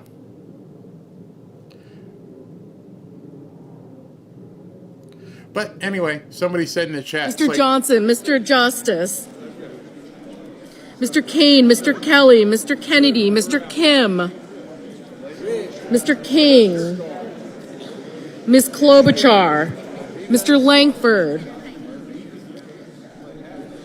Mr. Lee, Mr. Lujan,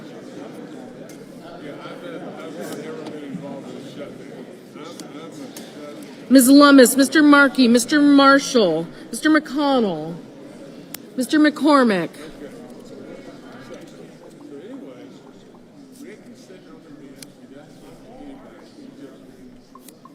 Mr. Merkley, Mrs. Moody, Mr. Moran, Mr. Marino, Mr. Mullen, Ms. Murkowski,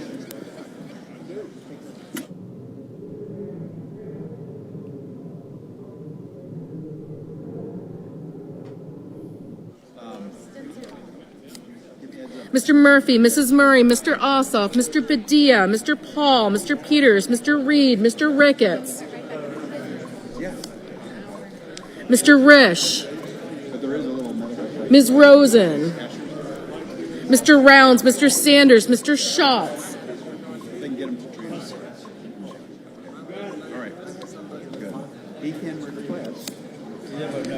Mr. Sanders, Mr. Schatz, Mr. Schiff, Mr. Schmidt,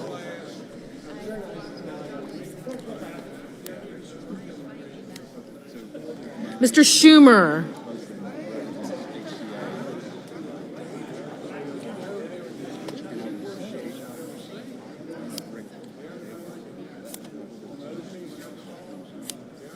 Mr. Scott of Florida, Mr. Scott of South Carolina, Mrs. Shaheen, Mr. Sheehy, Ms. Lotkin, Ms. Smith, Mr. Sullivan, Mr. Thune, Mr. Tillis, Mr. Tuberville, Mr. Van Hollen, Mr. Warner, Mr. Warnock, Ms. Warren, Mr. Welch, Mr. Whitehouse,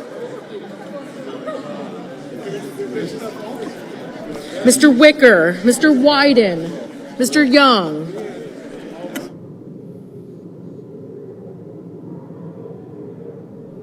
Senators voting in the affirmative: Baldwin, Bennett, Blunt Rochester, Booker, Cantwell, Cortez Masto, Duckworth, Durbin, Fetterman, Gallego, Gillibrand, Hassan, Heinrich, Hickenlooper, King, Markey, Merkley, Murphy, Murray, Ossoff, Padilla, Peters, Reed, Sanders, Schatz, Schiff, Schumer, Slotkin, Smith, Van Hollen, Warner, Warnock, Warren, Welch, and Wyden.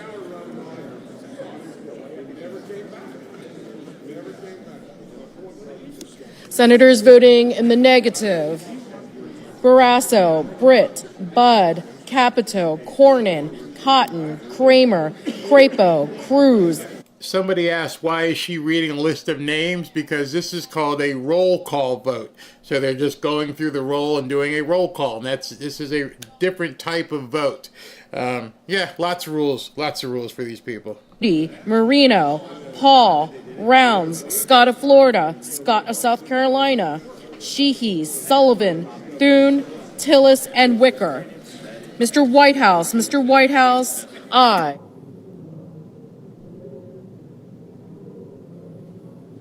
Ms. Collins, no.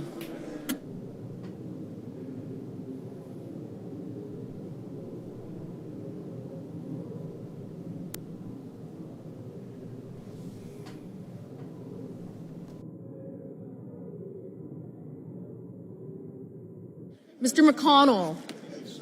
McConnell, no.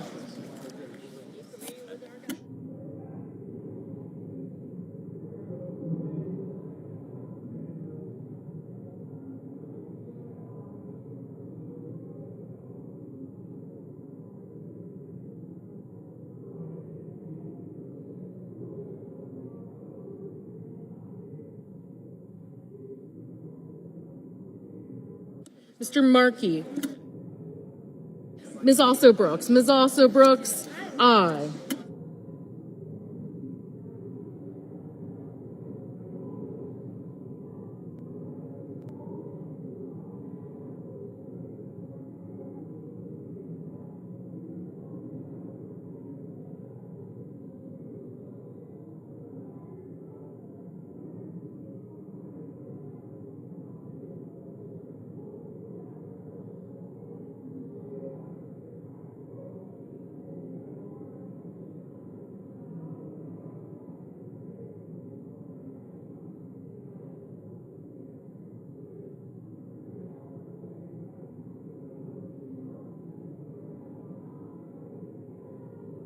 Mr. Banks, no.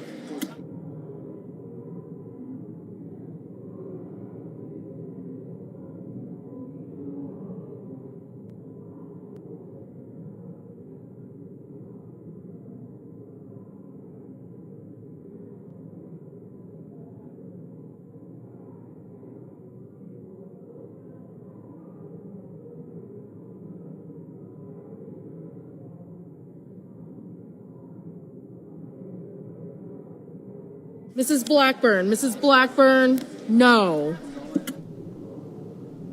Mr. Tuberville, no.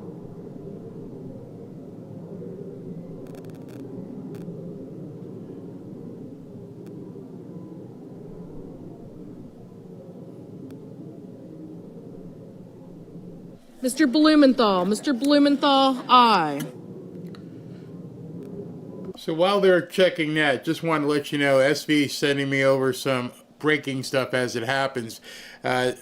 Assistant Attorney General Harmeet Dillon just formally demanded answers from the Portland police after they arrested Nick Sorter and allowed Antifa to assault Americans. Dillon is digging into the recordings, incident reports, and communications.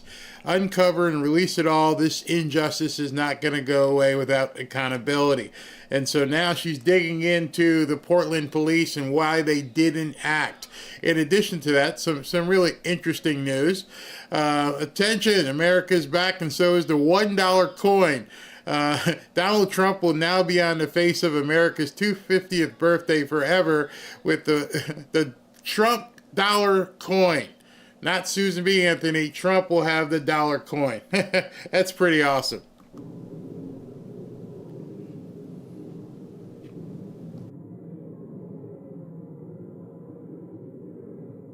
Mr. Lee, no.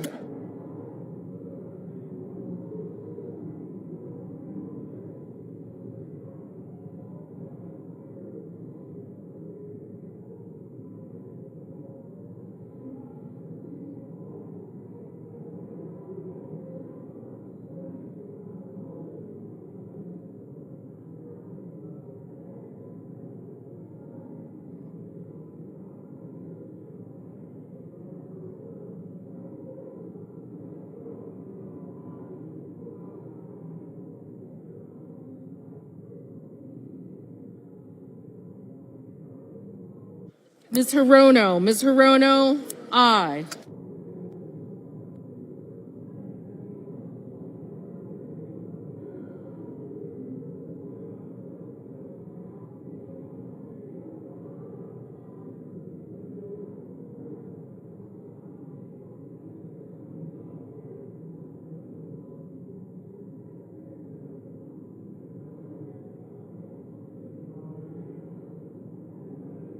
Mr. Lujan, aye. Mr. Curtis, no. Mr. Risch, no. Mr. Grassley, no.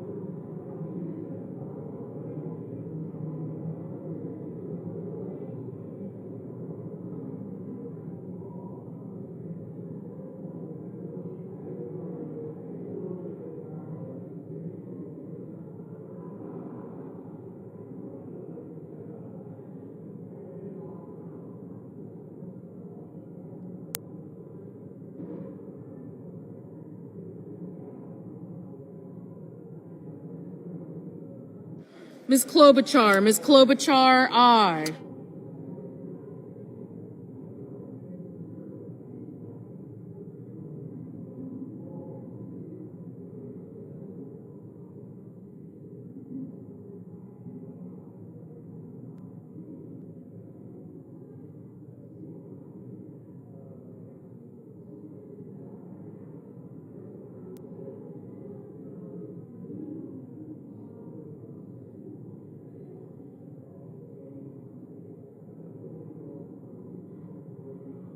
Mr. Young, no.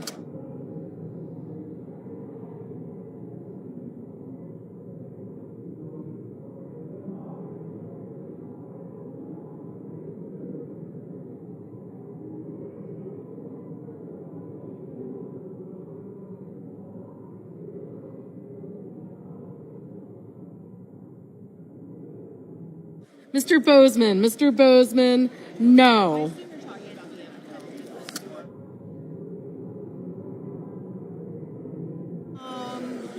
Mr. Ricketts, no.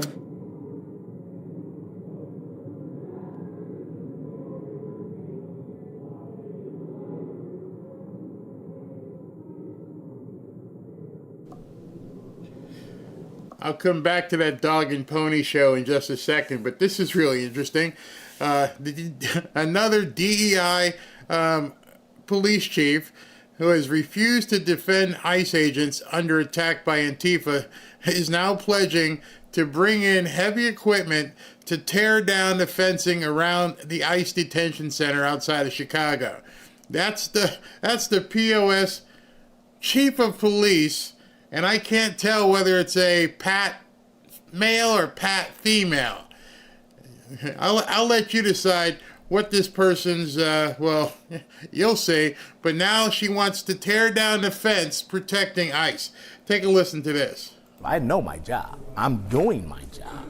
Broadview Police Chief Thomas Mills says ICE agents are breaking the law every day this fence is here, blocking the village street in front of this detention center. We are experiencing an immediate public safety crisis. A wall of metal built secretly overnight a week and a half ago without a permit or permission from emergency responders who might have to get to people or businesses on the other side of this now locked fence. But it's not just a public safety issue, it is also a symbol of the divide between the tiny village and the federal government.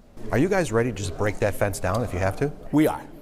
Well, we have been in contact with Public Works. They are equipped with heavy. Yeah, good luck with that. Good luck with going out and bringing out a backhoe or something trying to tear down the fence that ICE put up. What is wrong with these people? How is it that you don't want to protect Americans? That you're going to go bend over backwards and do anything to make sure the newcomers are protected? This is getting out of hand, completely.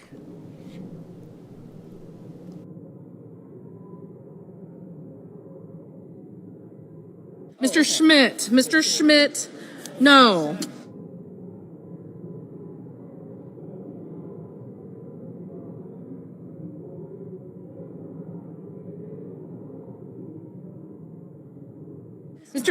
Mr. Kelly, aye.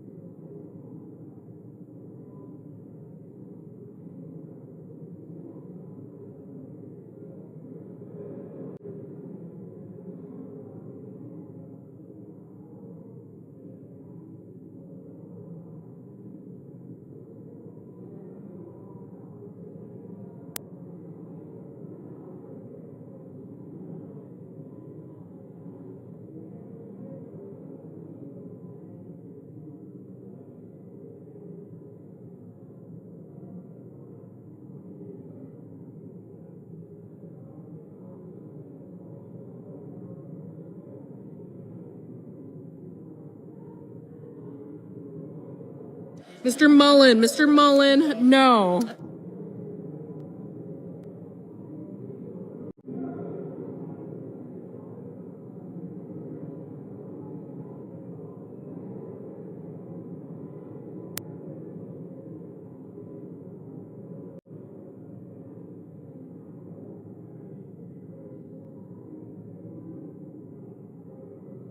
Mr.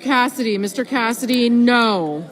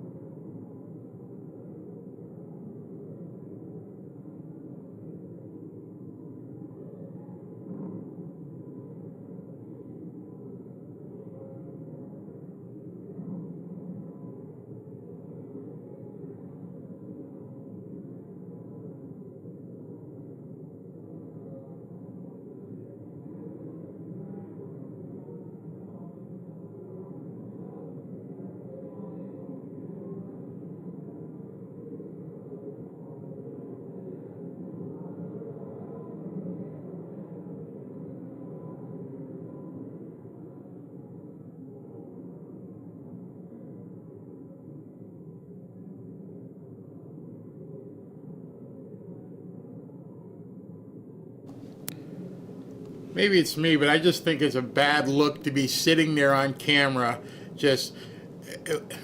I swear it looks like it's Rand Paul talking to Adam Schiff. I wouldn't want to be on camera. I mean, am I looking closely? I think that's Rand Paul talking to Adam Schiff, just hanging out with him. This is just not good. This is our government in action, or rather inaction. Excuse me. It sucks. Absolutely sucks. Maybe you guys should find a different way to vote so people don't see that you're not actually doing anything, that you're just taking this as it's just any other day, no big deal, and going through all this shenanigans. So while they're playing their games with the votes and trying to figure out what's going on, let me show you some additional video I compiled before the press conference. Of the Democrats shutdown. You've got the Chuck Schumer and the Senate Democrats have now voted 3 times to reject the clean, simple, continuing resolution that we passed out of the House 2 weeks ago to keep the government operating for the people. Real pain for real Americans. And they're claiming breathlessly, Dana, that they're not trying to restore free taxpayer-funded benefits and health care to illegal aliens, and it's simply not true. I would direct everybody right now, go to speaker.gov, okay? That's my official website. We put right there on the first page the evidence. I have the receipts, okay, as Bill said earlier. Chuck Schumer filed a counter proposal, a counter continuing resolution when they voted ours down. And what? All right, so he told everybody to go to speaker.gov, and you can see it yourself. So guess what? I went to speaker.gov, so you don't have to. So here's the website he's talking about. Here it is, speaker.gov, Speaker of the House, Mike Johnson. And it says right here, Democrats' dirty CR. And he explains what they're looking for. You can actually click on it and see the whole document. And here's a PDF version. And right here, I've showed you this before. Here's the entire spreadsheet with the money. Okay, hold on. Upon reconsideration is not agreed to. Madam President, Majority Leader. I move to proceed to the motion to reconsider the cloture vote on the motion to proceed to H.R. 5371. Question is on the motion. All in favor say aye. Those opposed, no. The ayes appear to have it. The ayes do have it. The motion is agreed to. Madam President, I move to reconsider the cloture vote on the motion to proceed to H.R. 5371. Question is on the motion. All in favor say aye. All opposed, no. The ayes appear to have it. The ayes do have it. The motion is agreed to. Under the previous order, the clerk will report the motion. I'm sorry. To invoke. Cloture motion. We, the undersigned senators, in accordance with the provisions of Rule 22 of the Standing Rules of the Senate, do hereby move to bring to a closed debate on the motion to proceed to Calendar 168. H.R. 5371, an act making continuing appropriations and so forth and for other purposes, signed by 17 senators. Under the previous order, the mandatory quorum call under Rule 22 has been waived. The question is it the sense of the Senate that debate on the motion to proceed to H.R. 5371, an act making continuing appropriations and extensions for fiscal year 2026 and for other purposes shall be brought to a close upon reconsideration. The yeas and nays are mandatory under the rule. The clerk will call the roll. Ms. Alsobrooks, Ms. Baldwin. Okay, you guys can go. No. I'm a no. You're a no, thank you. I did get you, thank you. Thank you, I got you. Ms. Cantwell. Oh, no, I'm yes. Okay, Scott.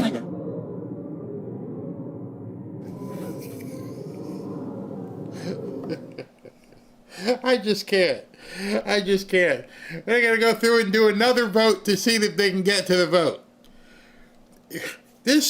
There are 100 senators and probably their staff who are standing around having votes to determine if they're going to vote and if they're going to re-vote. And it takes hours. Just imagine how the manpower is here, the inefficiency of what you're seeing. It's insane. Maybe you 100 people should get together on a better procedure on how you do the votes.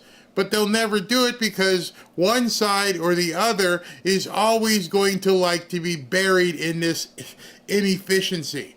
They want it to be this way. They need it to be this way. It's absolutely nuts. Absolutely nuts. And then eventually what will happen is a couple of them will take off and go to lunch somewhere, and they won't be able to vote. I can see most of them leaving right now. So nothing is going to happen here. Nothing.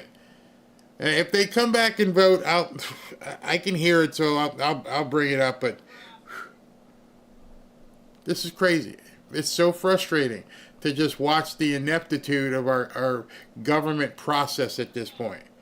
Now, if you go there on the page, you'll see, go to page 57. It's buried in their document, but it says in that section 2141, right there, Chuck Schumer filed it. It says they want to repeal the health provisions of the One Big Beautiful Bill, the Working Families Tax Cut that we Republicans passed earlier this year and that President Trump signed into law on July 4th. Now, why is that so important? Because, Dana, that's where you'll find they want to add back in almost $200 billion of taxpayer funds to give free stuff to illegal aliens. 100% in writing, not a Republican talking point. It's Chuck Schumer's own document. Well, but so the document is what it is. People who pretend that it's not out there, like I just showed you, you can go to speaker.gov. It's all sitting there, easy for anybody who's willing to actually do the work and look at things. It's sitting right there. And it allocates where that money is going, all of that going to non-citizens. But the media won't show it. The Democrats pretend like it doesn't exist. And they're lying their way through this entire thing, hoping that people won't check, that they won't know. And this is John Thune talking about what's happening right now. That always happens in a shutdown, but it's not always permanent firings, which the president is talking about. Do you think that that is something a lot of Republicans support? Do you support it? Well, I think they're going to have to make decisions about how we're going to manage the shutdown. I think that is the game the Democrats are playing. They have handed the president and his team the keys. And this was one of the reasons that back in March, they publicly stated, that they were going to vote to keep the government open, is they didn't want to give the president that kind of carte blanche authority when it came to hiring and firing people within the government. So I think this is what you get when you make this bet. And I think it's totally avoidable. All the Democrats have to do is vote tomorrow to keep the government open, and then none of this happens.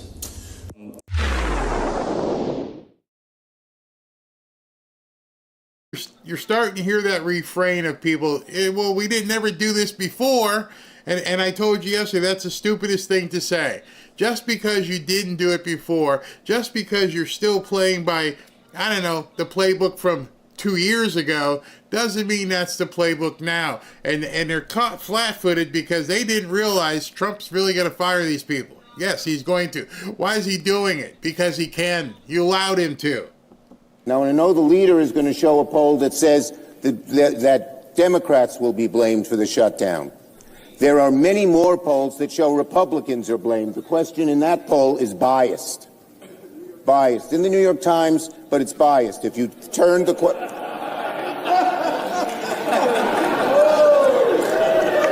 That's true. I don't always believe the New York Times. You can be sure of that. Neither do you. Okay. The reason why I kept that in is for one reason, because that's what they care about. Where's the wind blowing today? How are people, instead of just saying this is what I'm voting, I'm doing this because I need to have this result, they're all sitting back and checking the wind. What do the polls say? And what is sad about it is we all know the polls are full of crap. None of those polls make any sense. And he's even laughing at a poll. He's laughing at the New York Times poll because today it says they're in trouble. And if it said Trump was in trouble, he would be quoting it. But now they're starting to freak out because people are starting to get fired. Put on a social media post a picture of Russ Vought and said all eyes are on Russ Vought today.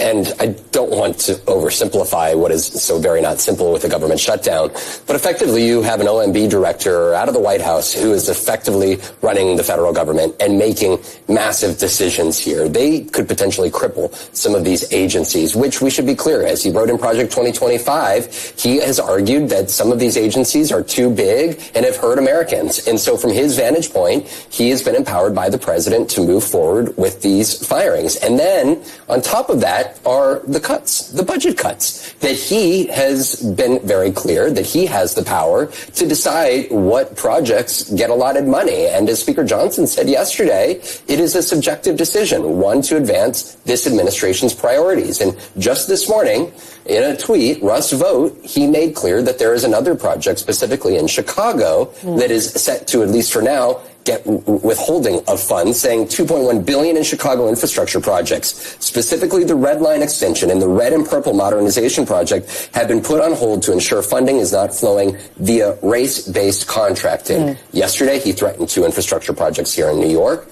He threatened 16 other Democratic-led states in green energy. I hate the language that the left uses. It's so offensive-based. Threatens, attacks. He's got a job, and his job is to make sure that the budget is maintained. And with that, accordingly, he's going to make the decisions that President Trump allows him to make sure that those numbers stay on track. He's got a very important job. They can't take it that things are not the way that they used to be. That indeed, at this point, you are going to have to, I don't know, get clipped. You're no longer essential, and they're not liking it. Again, they weren't prepared for it. Projects. And when we're talking about this Red Line extension in Chicago, I know most people don't live in Chicago, but for those that do, this is a 5.5-mile extension that has been talked about for decades, went through this contracting process, and is currently moving forward up until this moment here. And this was a line that was a rail line that was going into the far south side of Chicago, a largely minority, low-income population that has never been served by a rail line to give them access to the rest of Chicago. These are the types of projects that we are talking about this White House using the shutdown to halt funding for. Yeah, and it's taxpayer funding. It's American money. And it's been contracted and previously contracted. Did you find that odd that she was ticked off because it's American financing, but you don't care about it if it's going to the newcomers? Let's check in on the clown show. And nothing. And they're doing nothing. I just thought I'd just come back here for poops and giggles. Nothing. Leader Jeffries, can you talk a little bit about the effectiveness of the messaging here on both sides? Quite frankly, there have been a lot of claims about what this is about that don't appear to be what this is about. And the polls are kind of not definitive on this as well. What more can Democrats do to explain to the American people exactly what this is about and exactly what Democrats are doing to try and solve the problem that they say Republicans are putting on the table? Well, Republicans are lying, of course, because they're losing. And that's the reality of the situation. And public sentiment is clearly on the side of understanding that Donald Trump and Republicans have shut the government down.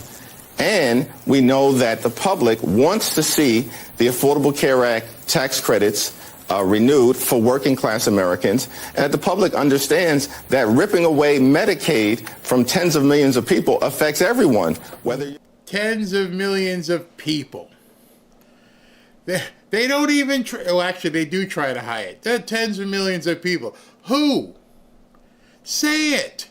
If you feel so strongly about something, at least these idiots in Portland, at least these Antifa people, they're telling you, I hate ICE. I want to make sure that ICE goes away. They actually have the bravado, the cojones to actually tell you what they feel. Hakeem Jeffries just lies. The Democrats just lie. Tell us, if you really want to make sure, and if that's your push to make sure that the undocumented get to stay and get all kinds of benefits, why not stand behind it? I would have more respect for you if you just said, yeah, I want to give them money. I want to give them health care. But they can't even say it, and the people at MSNBC don't even ask the questions to draw it out of him. in a red state, a blue state, or a purple state. Now, when Republicans are talking about the notion that Democrats somehow are interested in providing health insurance to undocumented immigrants, we know the law prohibits that. And nothing in any single Democratic proposal has suggested that that's something that we put on the table. Of course not. Which is why. So if you're truly a reporter, a journalist, a host, and you heard him say that, and at the same time you've heard Mike Johnson show you, here it is right here, wouldn't you at least say, can you explain this? We're trying to understand. There's some conflicting information here, Akeem. I'm not calling you a liar. I'm not calling Mike Johnson a liar. He's explained what his perspective is. Can you explain this? I mean, because I can read, and it says there's $192, million going to Medicaid for newcomers. That would seem like a very easy way to solve this. If one of these two people are lying, all you have to do is prove it. Okay, here it is, which Mike Johnson said. Hakeem, can you tell us for sure and explain what you did here? Nope, they won't even ask. Hi, Micah, in the White House meeting on Monday, which was over an hour, the issue of health care for undocumented immigrants was brought up for less than 10 seconds and then dismissed because nobody in that room, including the president, the vice president, Leader Thune, or Mike Johnson, thinks this is a serious issue. It's an external issue. It's part of, the Republican disinformation machine, and the American people are not going to buy it. So, Leader Jeffries, no question some of these are bad faith arguments, but we do want to... Hey, no question, these are bad faith arguments. What are you talking about? How can you be so dismissive when people are showing you the documentation? And they do it so easily so that the idiots watching at home, oh, it's not, no question, it's misleading. It doesn't mean anything. Well, if it doesn't mean anything, ask him the question. What is this? But no, it's easier just to be dismissive and out of hand. No, it's not there. Turn to the soundbite from Speaker Johnson at the beginning of this interview, where he acknowledged that the working Americans, regular Americans, are going to be feeling pain from this shutdown. And he did note that during the Biden administration, Republicans had a few opportunities to shut the government down and never did. That is factually correct. So with that, how do you, as the Democrat leader, respond to that sort of rhetoric, that sort of argument he's making to the American people? Every single time we were successfully able to fund the government when Republicans controlled the House during the last 2 years of the Biden administration. It was done because House Democrats provided the overwhelming majority of support, because there was an actual negotiation where we could sit down and figure out a bipartisan path forward.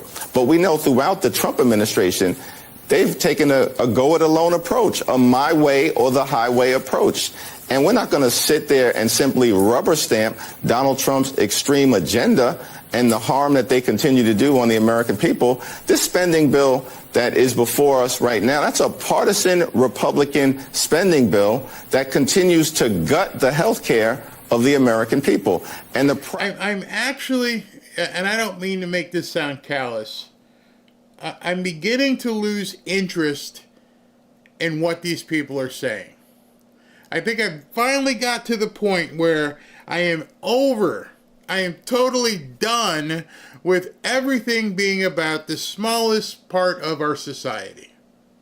I understand that there are people that we need to help, but I can't even fathom that they have held 90% of the American public hostage because of such a small, yet significant, because of course they're actual people, but I haven't heard a word. This is going on for 3 days now. Not a single word about what they will do for people like you and me. And when I say do for, I mean get out of my way. Stop spending my money. Stop taxing me. Nothing. I feel like we're all being ignored. I feel like we don't count. And I know you feel like it if you're white. They've actually said it. So how is it that this Democrat Party is only working for a very, very small subset of the American people. And the rest of us are sitting in the bleachers here going, what in the hell is going on? The park rangers, the people who deliver the mail in the mailroom, people who have jobs, all these people, air traffic controllers, and you don't care about any of these people. You don't care about the transportation people who run bridge. I mean, this is it. I focus on it because it's driving me absolutely bat poop crazy that the entire argument right now has been on a small subsection of the entire American population. They've completely ignored everybody else.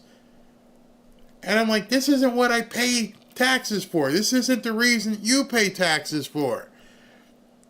You want to be able to live a life without being impugned by your government and just keep me safe. And that's what President Trump's trying to do. He's out there blowing up narco-terrorists. He's closing the border. He's doing things so that you can actually live a decent life. And all I hear about from these people over and over and over, I'm like, oh my gosh, is there nobody else you care about? Are you telling me that your constituency in all 50 states, all of you senators, all you people who are Democrats, that's it?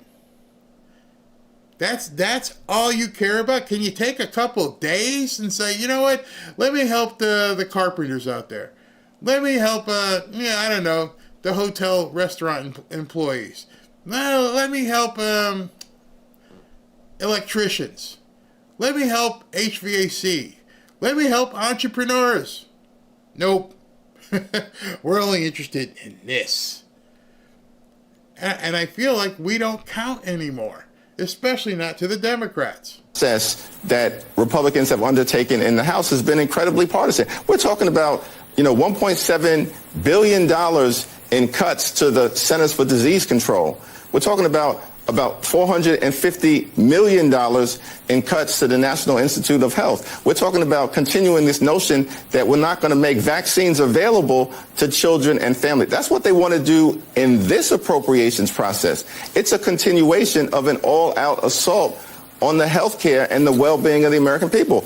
And we're not going to sign off on that. Now, what Republicans are going to do, as they've done from the very beginning, Donald Trump says jump, House Republicans, Senate Republicans say how high. They are a rubber stamp for Donald Trump's extreme agenda. We, as House Democrats, Senate Democrats, we're actually functioning consistent with the Constitution, a check and balance on an out-of-control executive branch. That's why we're standing on the side of the American people. Well, the question, I think... He should have standed on post with the makeup person at MSNBC and said, can you not make me look like a clown or like I'm half white? I mean, wow, dude, did you not see how you looked? You're absolutely, they messed you up, bro. Messed you up bad. Yeah, I saw some people in the comments, and people, the same old people, I'm not listening. I don't want to hear it. I can't help you. If you don't see what's going on, if you don't understand what your adversaries are doing, you're going to get beat. If you don't understand what they're looking to do to the American way of life and understand all of the shenanigans that are going on, you're going to get beat. You can't rely on other people to do your work for you. In case you've noticed, there's a lot going on right now, and there are a lot of people who aren't paying attention, which is what they count on. The reason why I show some of these videos and show so many of them is so that you know for sure, and you are armed, you are educated, that you can begin talking to others. The last thing I want you to do is come here, watch a video, and then go to the barbershop or to the beauty shop, and you hear somebody talking about Trump ain't doing nothing, the Democrat, and not be able to enter into that conversation. You have been defeated if you go someplace and you don't have the ability to talk about how they're lying, how they're just focusing on one aspect of our society. You've chosen to just say, no, I don't really care. I don't want to hear this. Have you noticed how many things people don't want to hear? I've been paying attention lately. Do you realize how many people don't want to hear about AI? Don't want to hear about gold. Don't want to hear about silver. Don't want to hear about the Democrats. Don't want to hear about prosperity. What in the hell you want to hear about? What's important to you? What's important to President Trump? He tells you all the time. Almost every speech, prosperity, prosperity, prosperity. And I see so many people just going, la, la, la, la, la, I don't want to hear about it. I'm like, wow, I couldn't even imagine.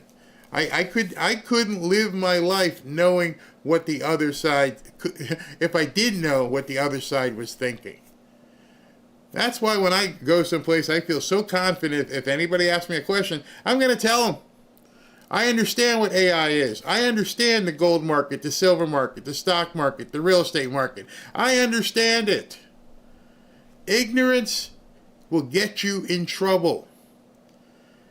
So right now we are in, and nobody debates this, we are in an information war.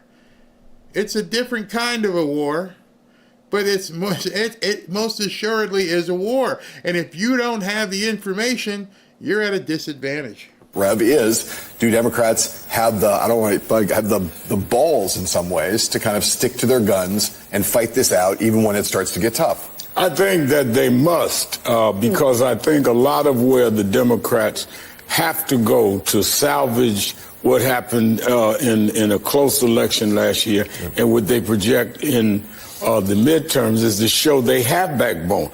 What you're hearing from the Democratic electorate is fight back, stand back. To cave now could be devastating in the long term in terms of next year's election. For and the nays are 44. 3/5 of the Senate duly chosen and sworn not having voted in the affirmative. The motion upon reconsideration is not agreed to. Mr. President. Majority Leader. Mr. President, I ask unanimous consent that the Senate resume legislative session being a period of morning business with senators permitted to speak therein for up to 10 minutes each. Without objection. Okay. Mr. President. The Democratic Leader. I move to proceed to calendar number 167, S2882. The clerk will report. Motion to proceed to calendar number 167, S2882, a bill making appropriations for the fiscal year ending September 30, 2026, and for other purposes. I send the cloture motion to the desk. The clerk will report. Cloture motion. We, the undersigned senators, in accordance with the provisions of Rule 22 of the Standing Rules of the Senate, do hereby move to bring to a closed debate on the motion to proceed to calendar 167, S2882, a bill making continuing appropriations for the fiscal year ending September 30, 2026, and for other purposes, signed by 17 senators as follows. I ask consent the reading of the names be waived. Without objection. I withdraw my motion to proceed. The senator has that right. The motion is withdrawn. Yield the floor. Majority Leader. Mr. President, I move to proceed to calendar number 168, H.R. 5371. Clerk will report. Motion to proceed to calendar 168, H.R. 5371, an act making appropriations and extensions for fiscal year 2026 and for other purposes.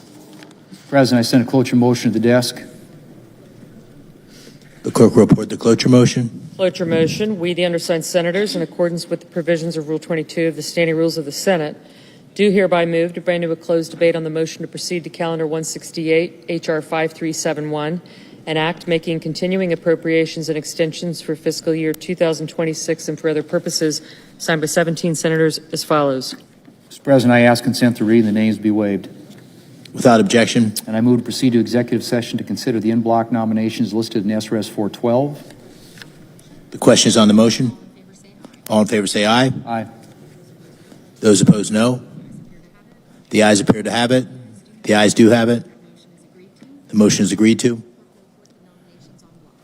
The clerk will report the nominations en bloc.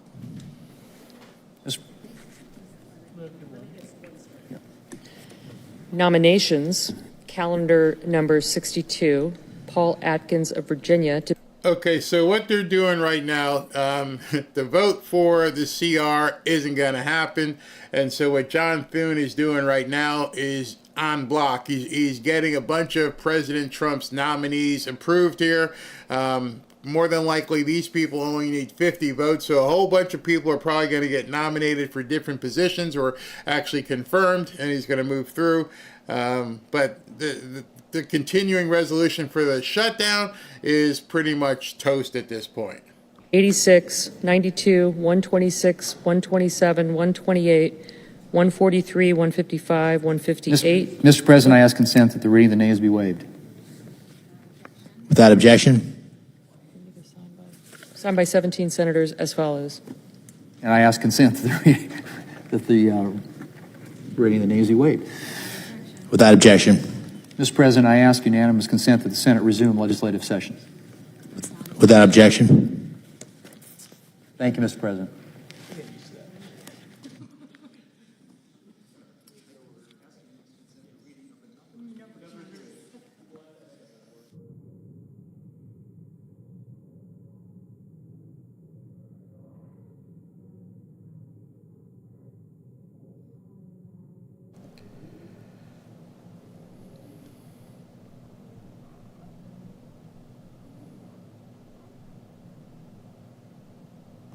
So with that, they're going to basically take under consideration a bunch of Trump's nominations, try to push those through before he adjourns the day. But we are not going to see anything happen with the continuing resolution.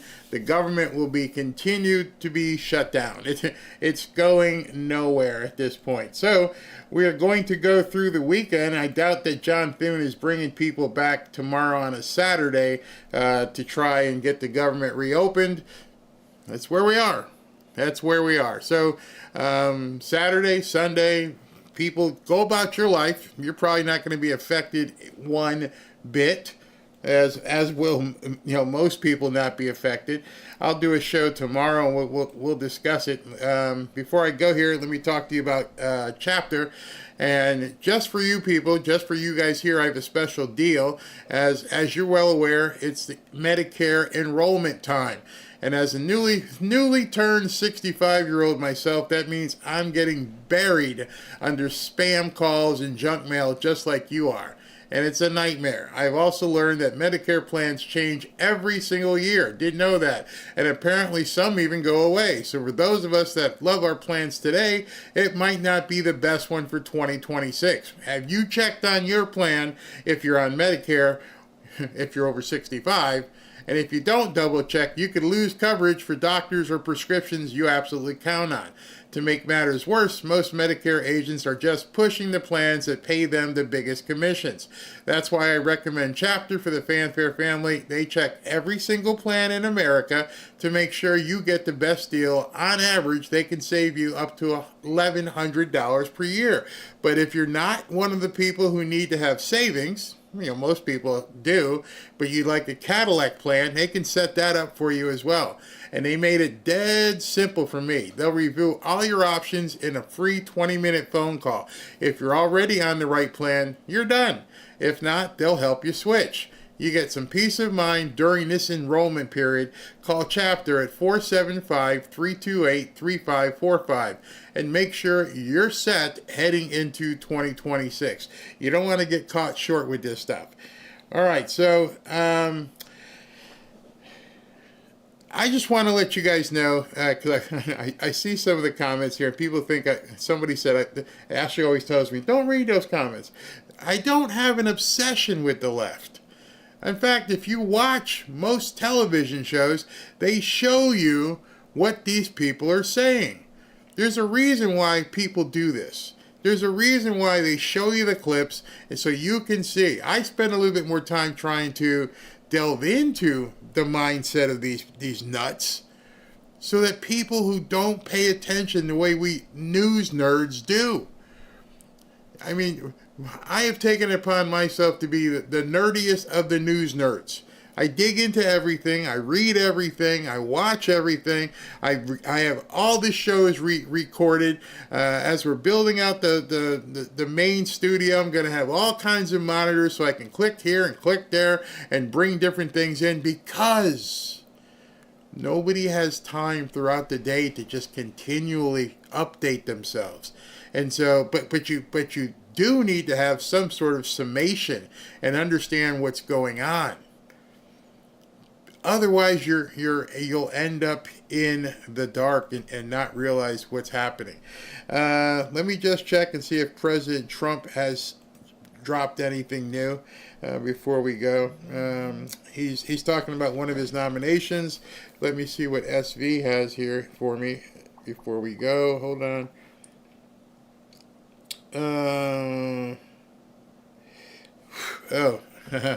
So, SV, I hope it's not a violent thing, because YouTube won't let me show it.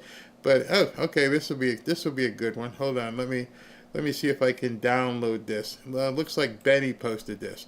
1 second, let me bring this in for you guys. This should be interesting. If it's not violent, I can show it. 1 second. Okay, all right. All right, so let me set the story here for you before I play the video so you understand what this is all about. This is getting bad. This is really, really starting to get bad. All right, so let me set the story first, then I'll play the video. The story, as posted by Benny, says this. Secretary Noem was just barred at the doors and screamed at while trying to enter the Broadview City Hall. They wouldn't even let her in City Hall. City Hall, where everybody can go in, they wouldn't let her in City Hall. Secretary Noem says this is everyday reality for the officers in cities led by Democrats like Pritzker, facing attacks and harassment just for doing their jobs and trying to maintain order. This is what we have to put up with every single day. All we're doing is getting criminals and terrorists and heroin and gang members off the street to make families safer. So let me go ahead and, hold on, let me just check the volume so you guys can hear this video.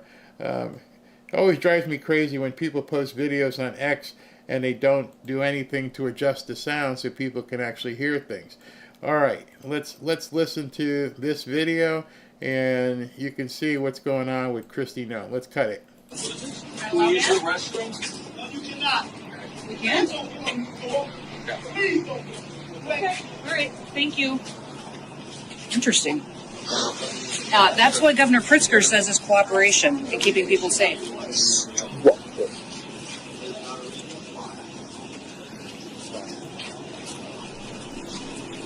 So why wouldn't they let you in? What's been going on here? What's been going on here, Secretary? We were coming to go out and do some operations to pick up some guys with criminal convictions on them, and the city police wouldn't even let us use a restroom. And you were just blocked by a worker here from the city? A worker at the municipal building here in Broadmoor would not allow us to go in and to use a restroom at the police station. So as much as these local leaders and governors talk about cooperating and having the backs of our law enforcement officers, this is what we have to put up with every single day. And all we're doing is getting criminals and terrorists and cartels and gang members off the streets to make families safer here. It's ridiculous. I mean, is impeding law enforcement? I mean, this is a real problem around here. This is a real problem. I'm so proud of our officers that deal with this every single day. They know that America's got their backs, but what they face here every day is real prosecution. Incredible. Yeah. Incredible. Wow. Didn't even let her use the bathroom in City Hall. We're heading to a very, very dark place.